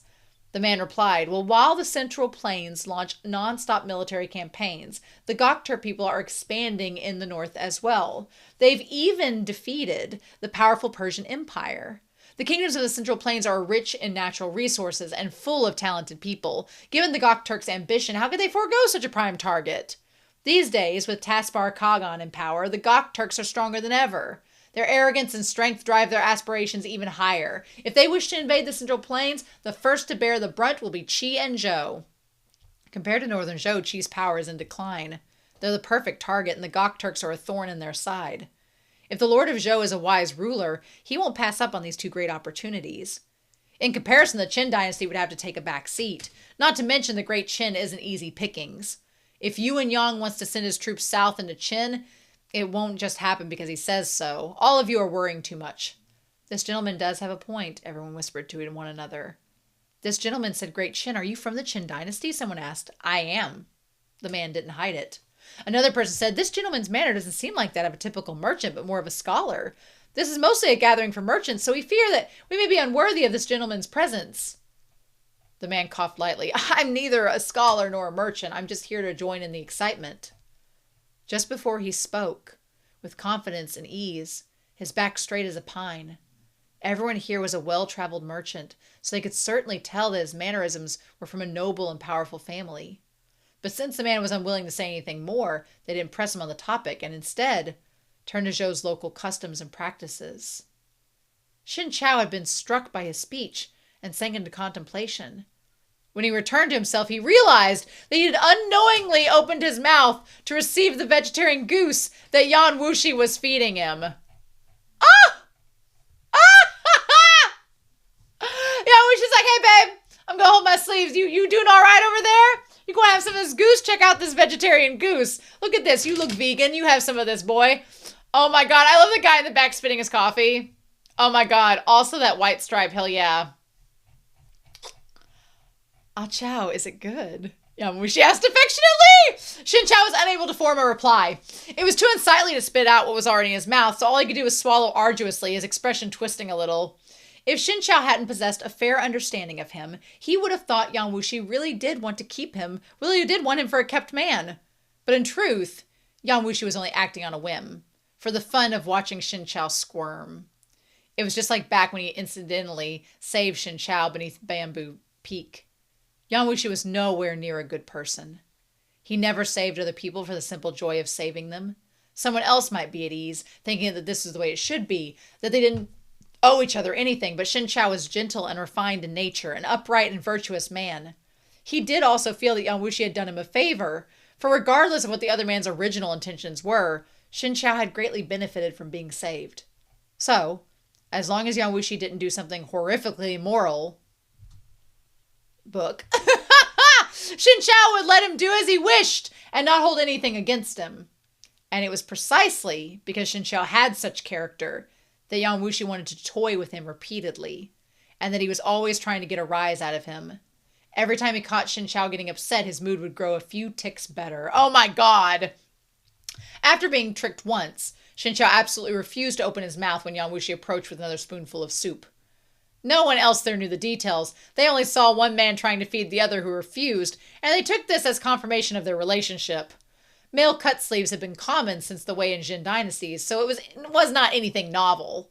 Merchants themselves were well versed and knowledgeable in the ways of the world, so even though they were a little shocked at how shameless the two were acting in public, they didn't make a fuss. Well, look how progressive! Look at how progressive this is! Like, I'll be honest, I'm not somebody that likes PDA. I'm not a public display of affection person. If I looked at somebody, I don't care if they were gay, straight, bisexual, asexual, whatever. If I watched two people feeding each other spoonfuls at a dinner table, I'd be like, give them a fork. I think they can do it themselves. But, at least they're progressive here at this merchant room. Look at this. Yan Wushi took him to the club. Took him to the progressive club where they wouldn't get judged. Shen Qiao had grown much thinner during his illness, and had lost much of his presence he'd had as a sect leader. When he wasn't angry or severe, he looked like a frail, harmless, and sickly beauty. Yan Wushi didn't look like someone to be trifled with, but his attitude towards Shen Qiao was careless as he teased him over and over. It certainly didn't look like he was particularly attached to Shen Qiao, and so one man was inspired to act and went over himself to strike up a conversation. That's a bad idea. Why would you ever think that's a good idea? Don't do that. Don't do that. Good evening, sir. How should one address you? This one is Zhao Feng from a merchant family in Longji. Could he have the pleasure of making your acquaintance? Yan Wushi stayed right where he was sitting. What is it? He said lazily. In Longji, Zhao Feng was reckoned a wealthy man. He was a bit displeased when Yan Wushi gave him neither his name nor his intention. Is this one your favorite? He asked. I'm willing to purchase him for 20 gold if your distinguished self is willing to part with him.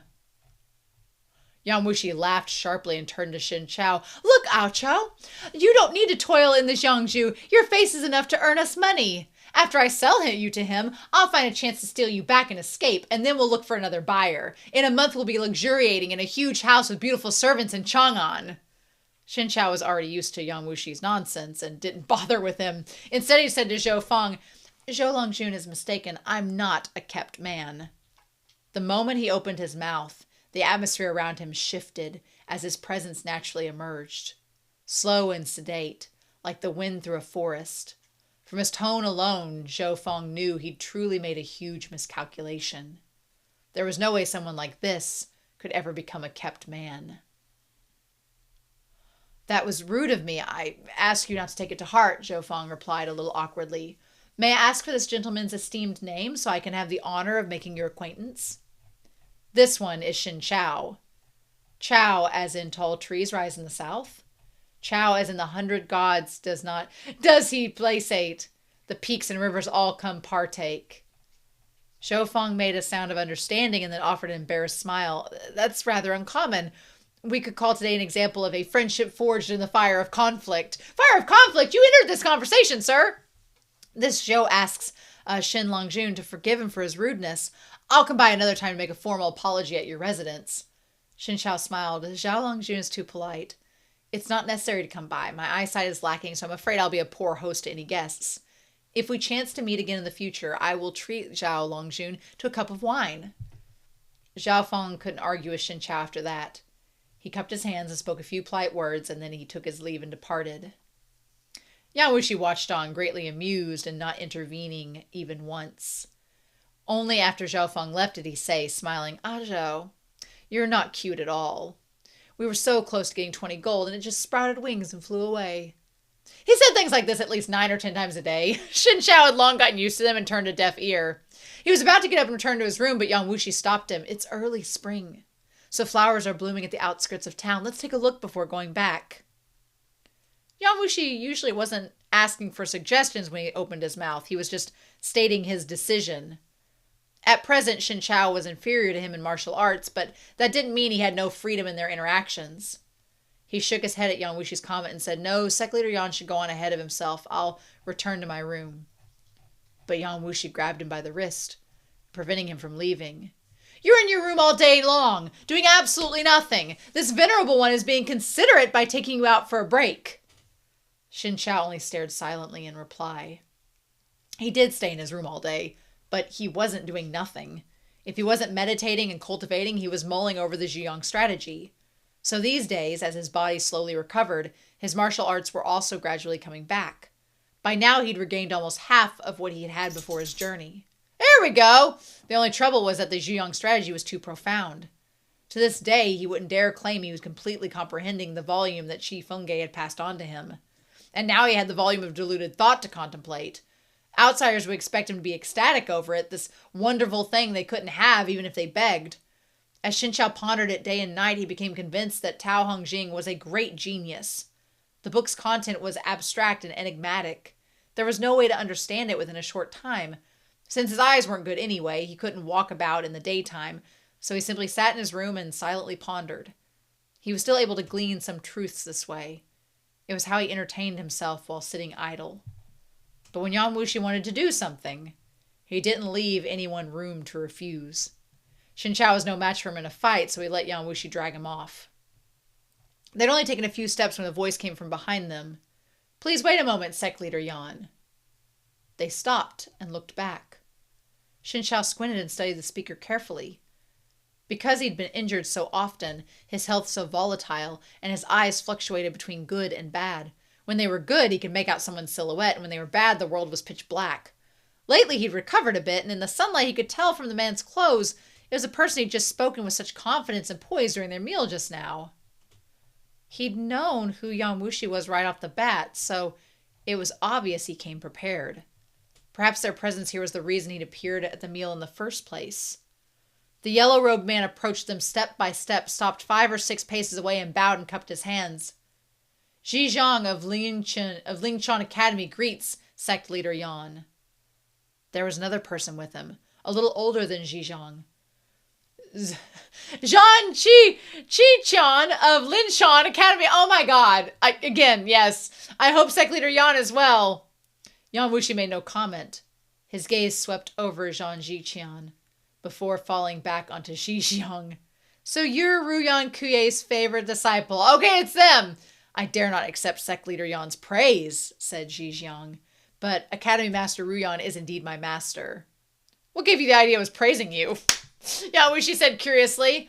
I had one more thing to say. You're only mediocre. The corner of Zhang's mouth twitched. Shen Qiao and Zhan Jiqian looked in awkward silence. Shen Qiao had a good temper, and on an average day, Yan Wushi would needle him hundreds of times, so he'd grown accustomed to the cutting sarcasm and was numb to it. But still, he sympathized deeply with the young man before him. He'd heard Zhizhang's name before. He was from Qin Commandery's Ji family and was Lin Chuan's academy's most outstanding disciple of his generation. It was rumored that Ruyan Kiehui was grooming Zhejiang to be his successor, and they'd never fallen short of his master's expectations. At a young age, he'd already leapt at the top ranks of experts for the new generation. His martial arts had been passed down directly from Ruyan Kiehui himself. It was even rumored that Zhejiang was on track to surpass his own master when it came to Confucianism.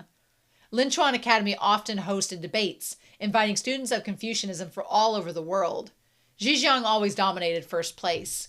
He usually was treated with extra politeness on his master's merit alone, but Zhejiang himself was also outstanding, so he'd never been subject to this kind of taunting before. If Ruyan Kiehui approved of him, then he couldn't be someone impulsive or easily angered. Displeasure flashed over his face for just a moment before he regained his composure. The academy master ordered this Ji to deliver an invite asking sect leader Yan to meet with him at Chang'eng's swinging building on the 5th of May. If Ruyan Kiehui wishes to meet me, then he should come to me himself, Yan Wushi sneered. What nonsense is this? He turned to leave, but Zhejiang said severely, May Zhejiang have the honor of asking for sect leader Yan's martial guidance. Yan Wushi smiled faintly. All of a sudden, he pointed at Shen Qiao. Would you believe me if I said you couldn't even defeat him? The problem was that Shen Qiao's appearance was too deceiving. Coupled with the intimate behavior Yan Wushi had demonstrated during the meal, even Zhejiang had misunderstood. He frowned, not even sparing a glance at Shen Qiao. Sect leader Yan is a great man of his generation. Why lower yourself by insulting me with a kept man? Shen Qiao had moved some distance away, but now Yan Wushi pulled him back. With a saccharine sweet voice, he said, Xiao, he's slandering you. Are you just going to stand there and take it? Shen Qiao was speechless. Why? When he was just standing there, not saying anything, did he still end up being dragged into hot water? Ah! Oh my gosh! Oh! Oh! Oh! Gonna get some flirting with Yan Wushi! Yes. Yes. This is what I've been waiting for! Yes! It says something when we've barely gotten, like, any flirty content at all in this story, and I'm already like, yes, please!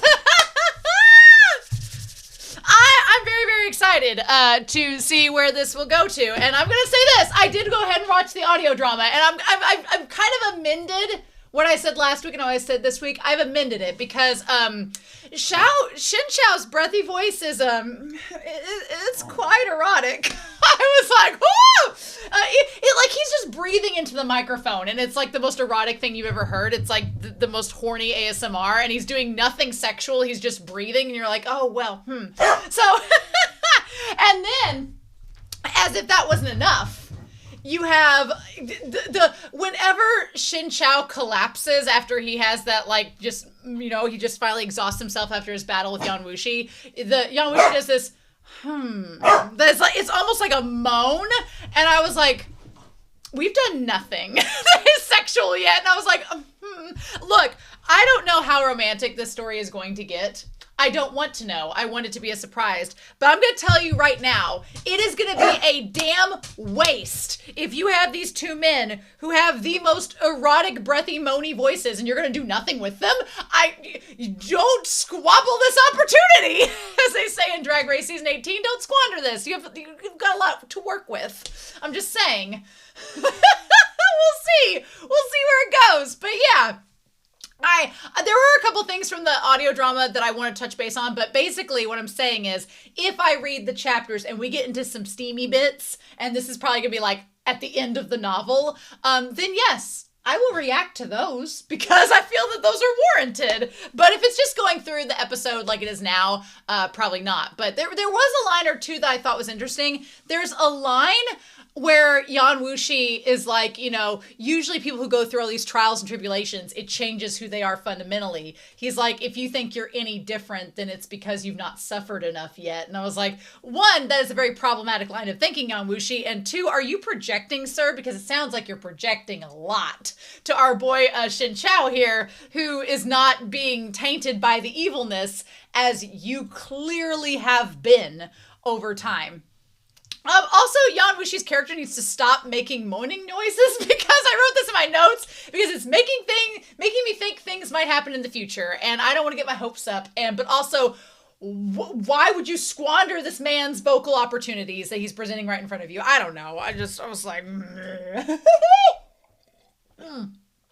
Also, I am glad that I'm reading the novel first because the audio drama gives away that it's Zhejiang, who we're just going to call XX, because the sh and the sh and the j sounds with all these Mandarin characters, I'm like, ah! But yeah, he's the merchant who speaks about Chen and Zhou versus Qi in this episode. So those are my notes from the audio drama. I want to talk with Whiteboard Kun here behind me about the actual chapters themselves, and just anything that we find out that's different than what we already knew. So these chapters were great. These chapters establishing that Yan Wushi, he is a flirt, and he's the worst kind of flirt. He's a malicious flirt. So Yan Wushi's whole thing is just, he is amused and fascinated by Shen Qiao for a number of reasons. One is that he views Shen Qiao as a rival. You know, his old crush Qi Fengge is dead, and he's very mad about that because he's like, why are you dead? Why is it always the good ones? Why do only the good die young?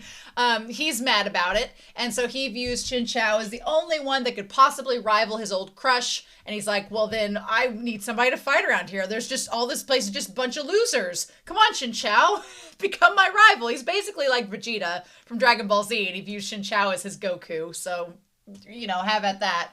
The second thing is that he claims this kind of like is, I guess we're going to umbrella this within the I need Shen Qiao as a rival. So it's the idea of using the celerity to heal Shen Qiao because he sees all this potential in Shen Qiao and he wants Shen Qiao back up to his full capacity, full strength. And in order to do that, he needs to use the celerity. Now, could there be, under the surface, buried deep within his psyche, the idea that he also wants to heal Shen Qiao just because he is being caring? He'll never admit to it, but you could argue it's deep beneath the iceberg, perhaps. The other thing is that he finds Shen Qiao fascinating in how he's so pure-hearted. He doesn't understand why Shen Qiao is so pure-hearted. He doesn't like it. He's like, everyone in the world is evil. Why are you the only exception? So it kind of, you know, and then when Shen Qiao is like, well, I actually do maybe have some evil thoughts. And he's like, tell me what those are. So he's fascinated by how someone could be so pure like Shen Qiao, but also be human. So it's literally, if he was trying to be actually flirtatious, he would have been like, are you an angel? Like sort of things, but he's not like that. So to his credit, Yan Wushi is a pretty big arrogant bastard, but he's a charming arrogant bastard, so we let a lot of things slide for now. And then the third thing is that he likes to torment Shen Qiao. Here's the problem. I give Yan Wushi, and I like to like poke fun at him in these chapters and be like, oh, you're flirting and all this. If you told me that he actually wasn't, he was just picking on Shen Qiao because he thought it would get a rise out of him and he's just an arrogant bastard like that, I would believe you. The problem is, we all know how this song and dance is going to go. We all know how this song and dance is going to go. He is going to catch feelings.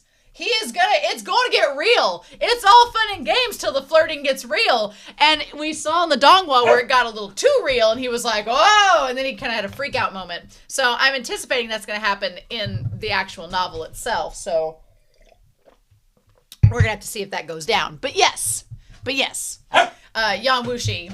I love chapters of Yan Wushi. Yan Wushi is like, he is my type of antagonist. He is my type of villain. He is a flamboyant, charming, hot man with a deep, sexy voice.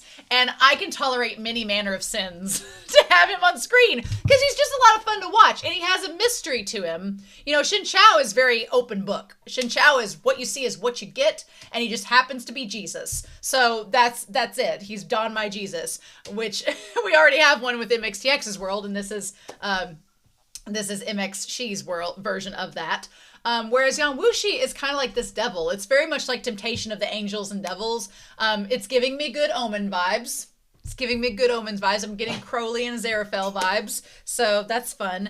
But yeah, he's so much fun to watch on screen because he's trying to get Shen Qiao's goad and it's not working for him. So anyway, I also like that Shen Qiao keeps thanking him and he's just like, why?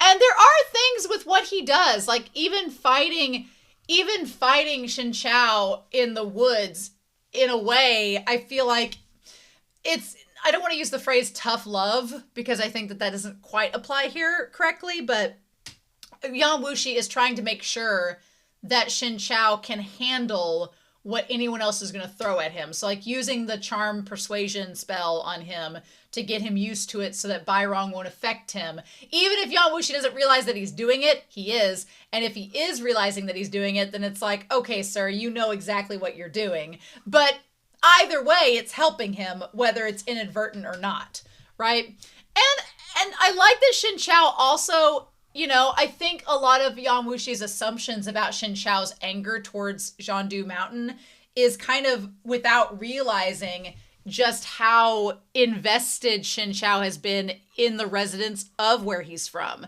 So even though he was a recluse, he grew up with his disciples, so he knows them. So when Yan Wushi's like, oh, just get revenge on them all, and Shen Qiao's like, well, wait a minute. You know, UI is this type of individual, but everything he's done has been to benefit Zhandu Mountain. So if he's working with the Gok Turks, there's probably a reason for it. So what is that reason? And Shen Qiao starts to kind of get that with Zhi Zhang's talk with the merchants at the end of the chapter set. So we have this idea that UI is working with the Gok Turks, and it's for a reason. And in the Donghua, we get the idea that the Gok Turks are trying to unite all of Qi against Zhou. Like Qin's over here just kind of hanging out. The Qin people are like, we're good, don't mess with us. And the Zhou dynasty is possibly going against the Qi because right now the Qi dynasty is kind of weak, and Kunye and his men are trying to kind of take advantage of that. Being like, well, you guys need our help, so let's all work together for a common goal, right?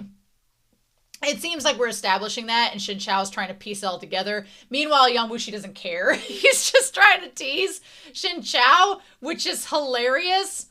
And what also is interesting, what's so kind of mysterious about Yan Wushi, is that he immediately wants Shen Qiao to fight him, and they do, and he pushes Shen Qiao to kind of the limits.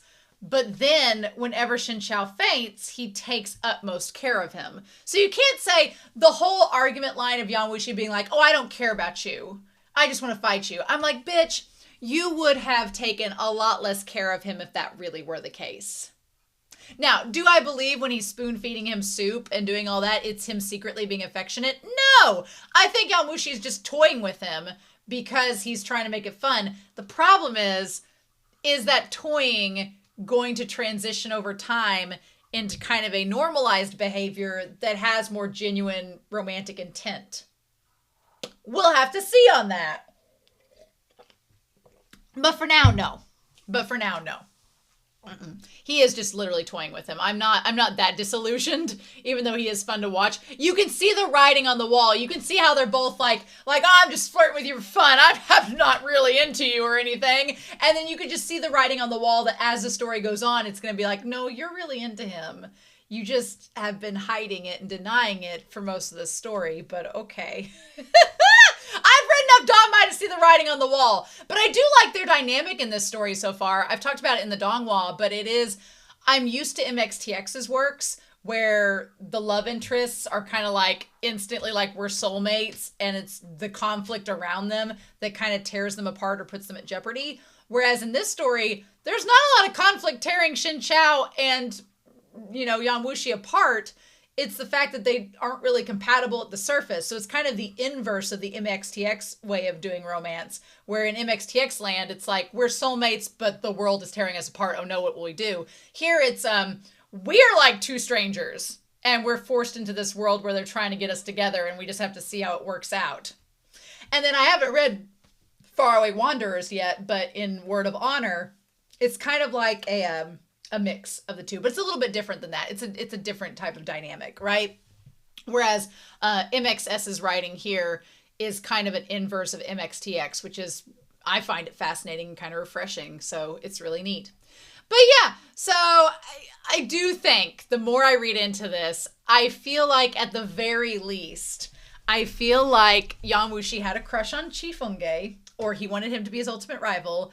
And I feel that Chifunge may not have had a crush back on Yan Wushi, but he respected him and found him interesting. So there was like, it was a mutual thing that could have became something else, but it didn't. So now Yan Wushi is trying to recreate that with Shen Qiao, and Shen Qiao's just like, I don't know what to think about you, sir. I don't know how to take you.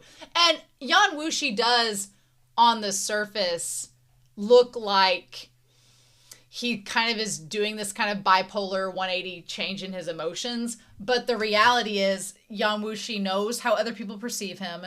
He knows how he wants things perceived in public versus private. He's trying to get Shen Qiao to kind of open up, figuratively and literally, to him to spill his inner thoughts. But also, I wonder at the first point when he started using the demonic persuasion on Shen Qiao, I wonder if that was the first moment that chi sort of invaded his system, because it's going to come back later and like help flush his system out and, you know, reset everything. I wonder if that's the first moment that came into effect. I don't know. Also, the fact that Zhandu Mountain's Qinggong has a set of steps called the Rainbow Stretches Across the Heavens. June is getting closer, y'all. I love it, though. I also kind of like, I mean, look, it's not progressive in the way that we would think of it, because there's still people like, oh, cut sleeves, oh my gosh.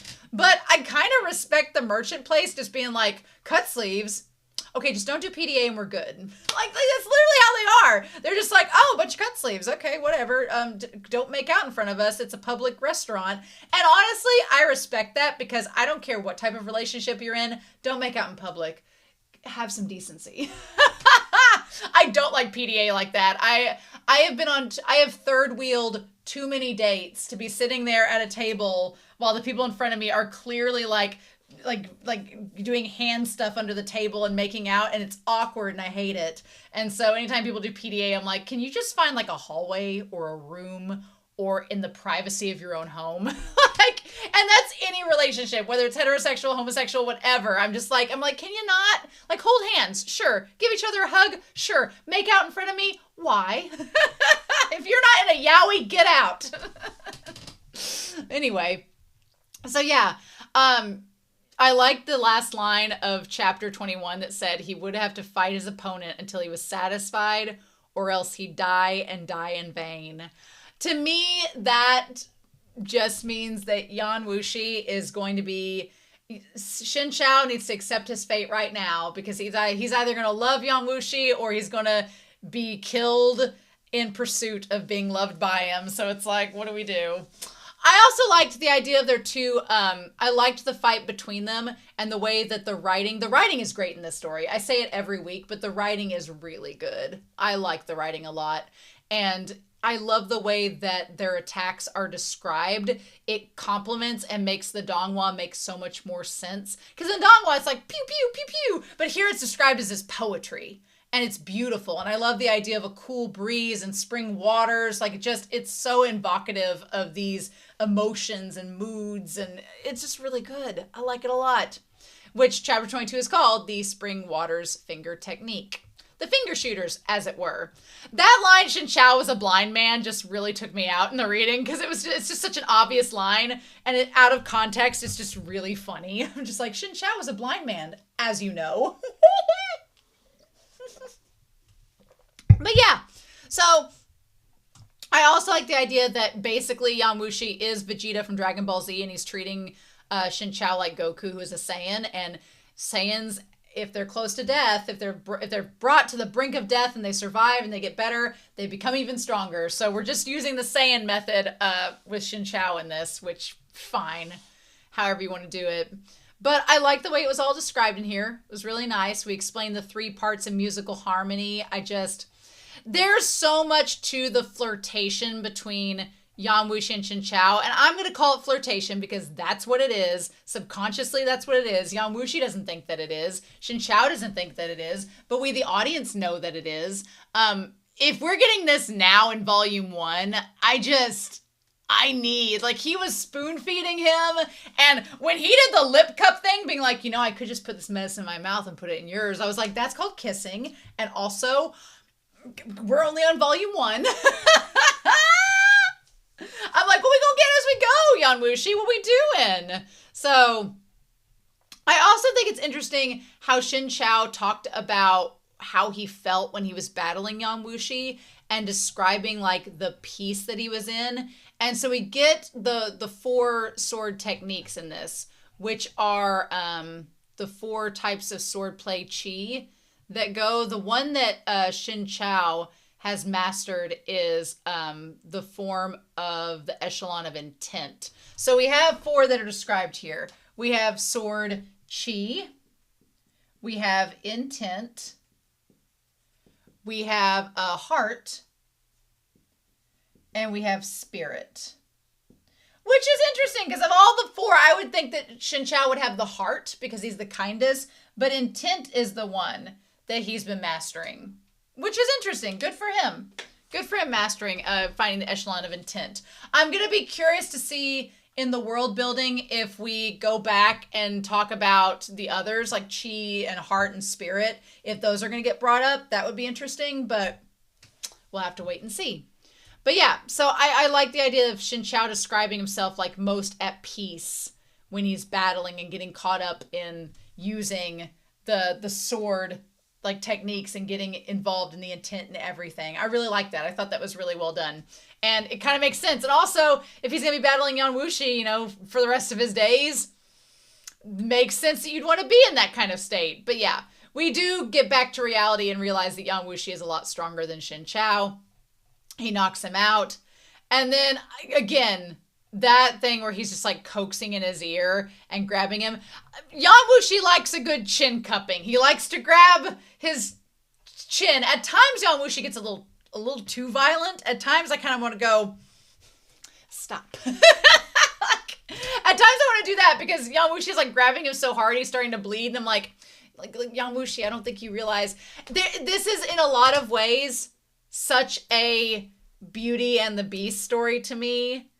It reads a lot like Beauty and the Beast, and Beauty and the Beast is my favorite Disney film. And I say that not from I feel like Beauty and the Beast gets a bad rap. I'm going to go on a tangent for a hot second about it.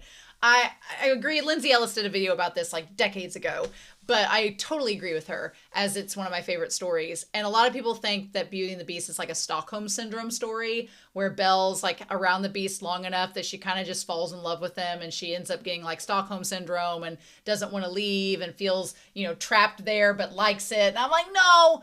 What it is that Belle, like Shen Qiao, is a good person who's smart and has a good, honest heart and has a lot of determination and a lot of conviction and resolve.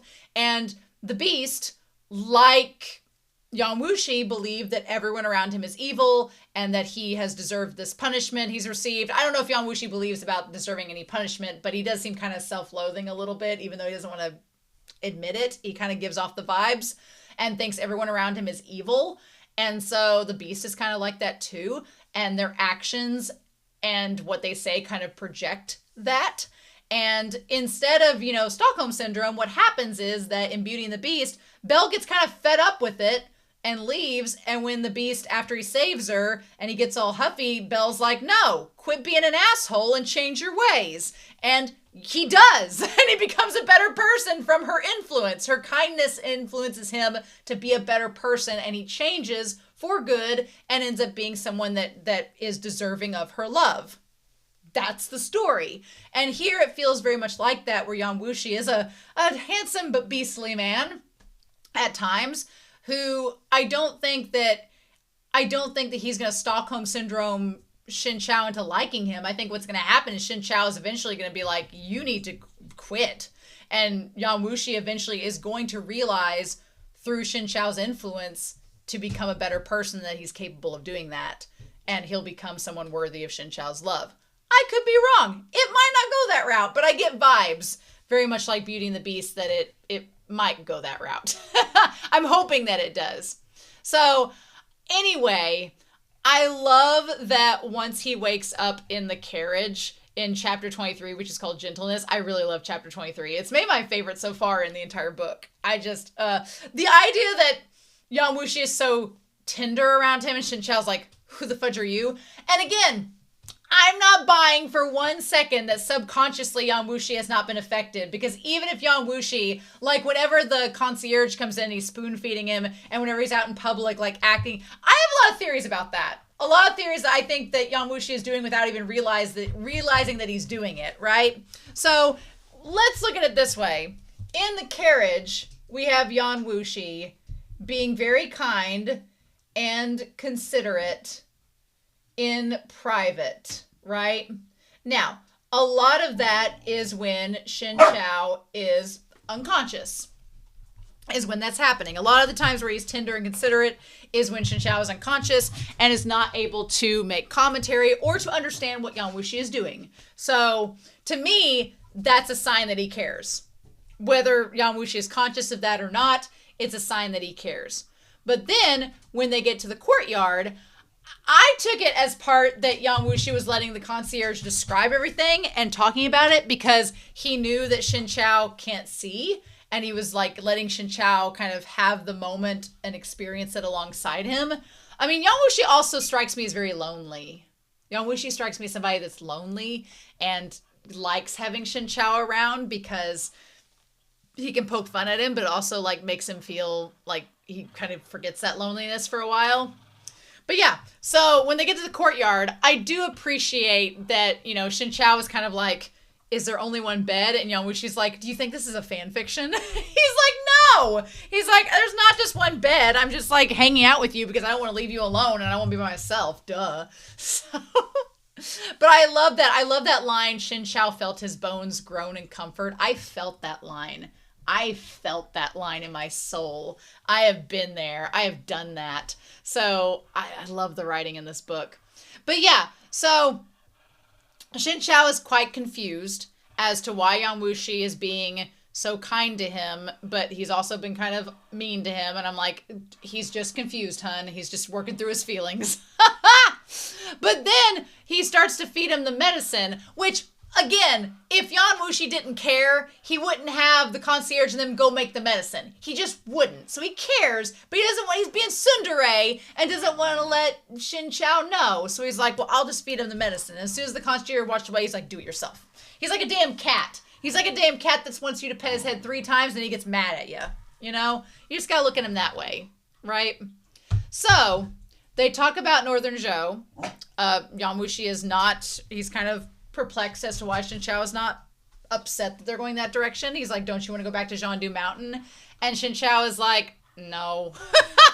Shen Qiao's like, if I wanted to go back to Zhangdu Mountain, I would have stayed there. I would not have been here with you, sir.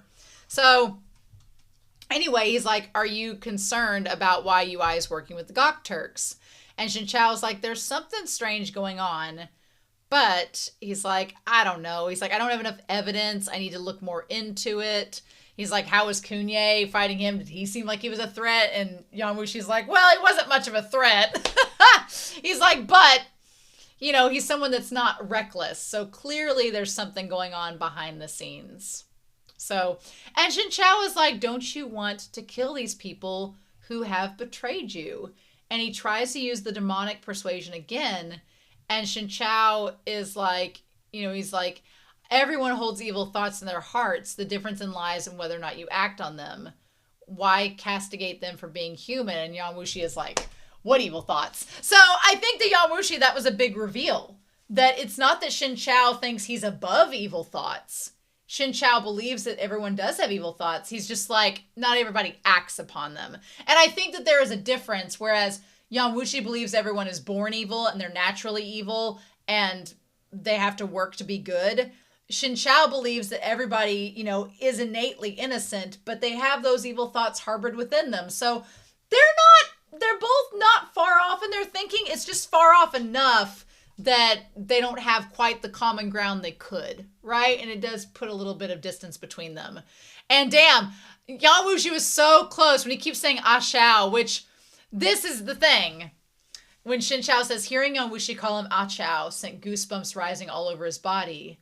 But when he does it again later on, it's like eventually all goosebumps fade. So he is getting kind of conditioned to being called out. And honestly, again, Don Meyer really great at kind of slowly revealing the sexuality of their characters by way of showing their comfort with certain things. So when Shen Qiao later on in the end, when he's calling him Ah Chao, he's like, well, that did give me goosebumps at first, but now it's like, okay, whatever. If it really bothered you and you didn't like it, you would speak up about it. But the fact that you're okay with it is like, okay, what are we going to do about that? So that's interesting to me. I think that's interesting. But yeah, so then the rap comes to the door, the concierge comes in, and Yan Wushi is like, I'm just getting you used to this demonic persuasion so that Byron can't use it against you in the future. And Shen Qiao's like, you really want me to thank you for helping me by trying to persuade me into doing things I don't want to do? And he's like, you're welcome. In the audio drama, he says, you're welcome, which is really funny. I liked that part a lot. So chapter 24 is called The Powers of the World. And I liked this idea that there's the group of four, that the four different schools in Chinese culture, that we have the scholars, we have the merchants, we have the artisans, and then what was the fourth? We had, let me get on here. They went to the one place, the four occupations, which were the farmers, scholars, artisans, and merchants. I was born a farmer, but I've become a scholar over the course of my life. I'm not a merchant or an artisan, though. I do like artwork, but I can't claim to be an artisan. But anyway, so they end up going to this inn where Yan Wushi is feeding him, which is great. The concierge thinks that they're gay.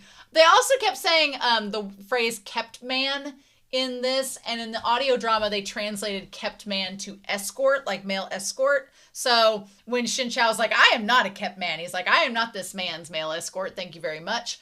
That takes on a different meaning than what I understood it in the novel. So yeah, and then Yan Wushi's just like, look, do you want me to keep spoon feeding you stuff? I think that he just likes to push his buttons in public to see if he can get a rise out of Shen Qiao, because it makes him like, he finds it humorous.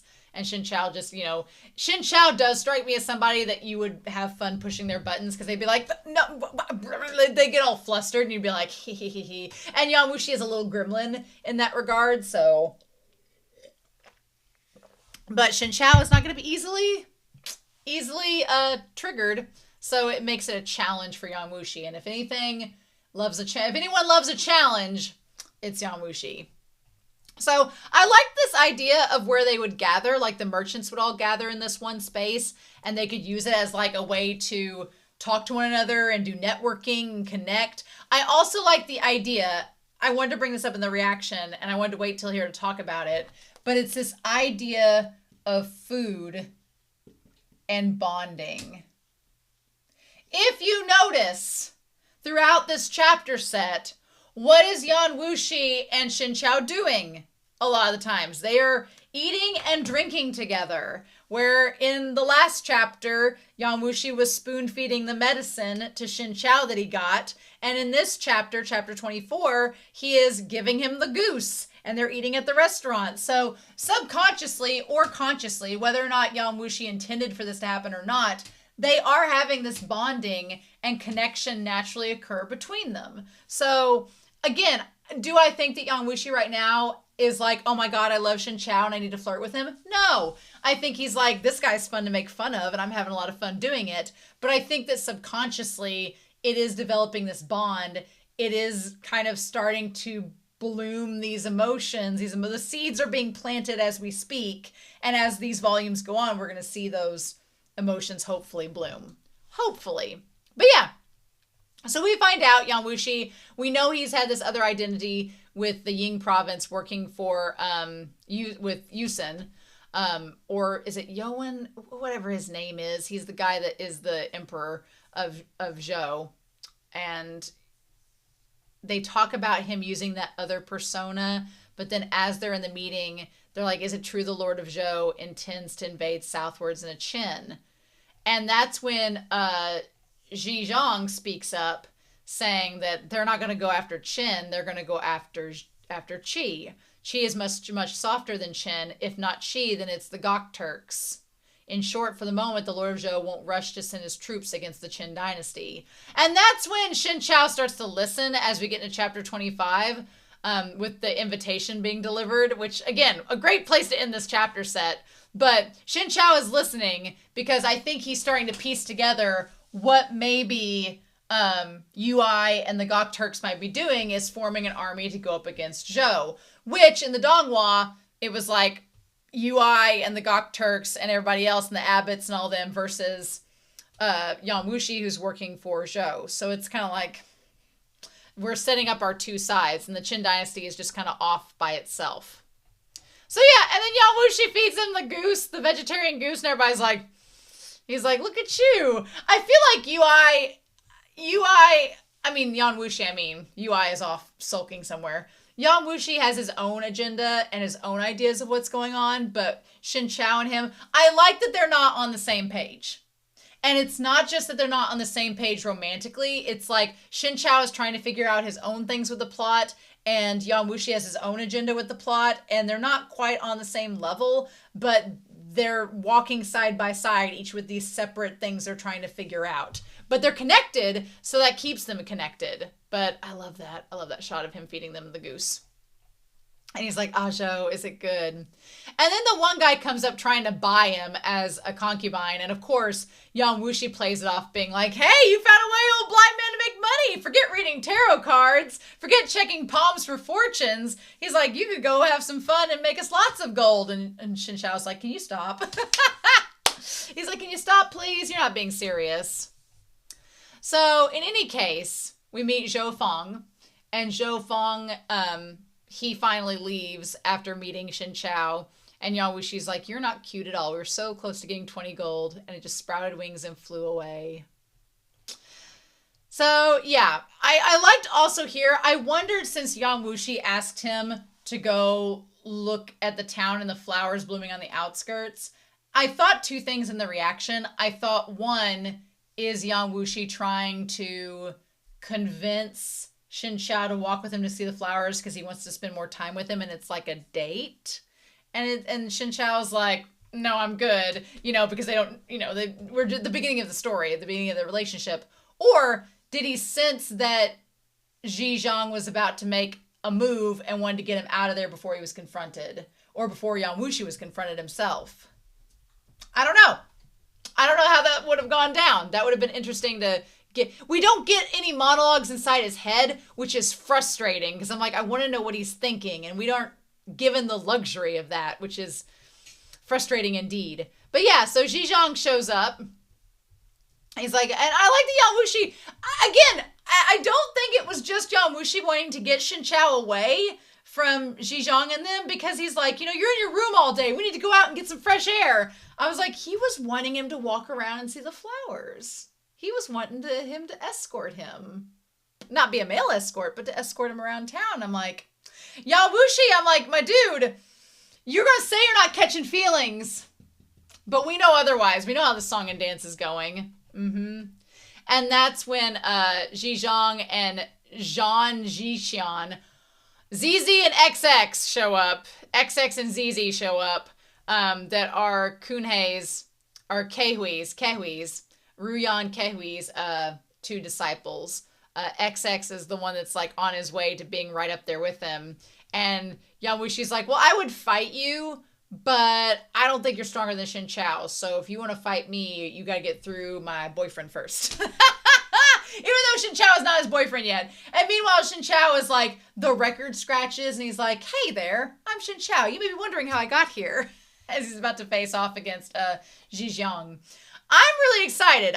These chapters have been some of my favorites so far.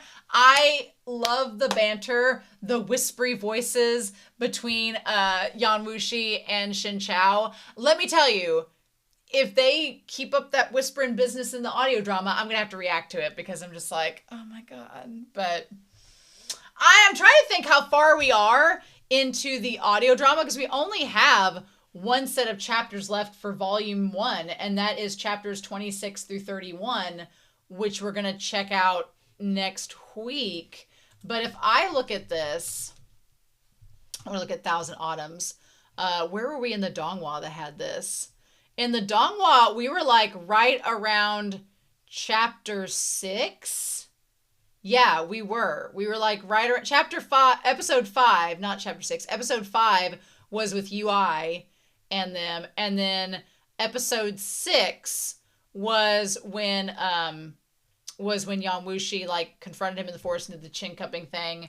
And then it was episode 7 where he faced Ruyan's disciples and went to the one gathering, I'm pretty sure. Because while he's at the gathering, that's when we meet the other ones at the capital. Yeah, the 2 Jades of the northern capital. So I don't know if we're going to be getting into the events of episode 8 next week, of 7 and 8 next week. We definitely covered all of episode 6, I feel. But I don't know if we're going to be getting into episodes 7 and 8 all the way through next week. But that is a pretty good chunk, because there's only 16 episodes in the Donghua. So if that's the case, then by the end of volume 2, we might be into uncharted waters, which only 2 out of 5 volumes. That's so crazy. Okay. We'll see where that goes. So I'm excited. I hope you all are as well. But in any case, I hope you all enjoyed this reaction discussion. I'm very curious to hear your thoughts down below. That's for sure. But yeah, this was a great episode. If I missed discussing anything further, comment down below and I will discuss it there with you all. But otherwise, I hope you all have a wonderful week. Please stay safe, take care, and yeah, I'm going to be back next week and we are going to round out volume 1 of Thousand Autumns, and I'll see you there. Bye.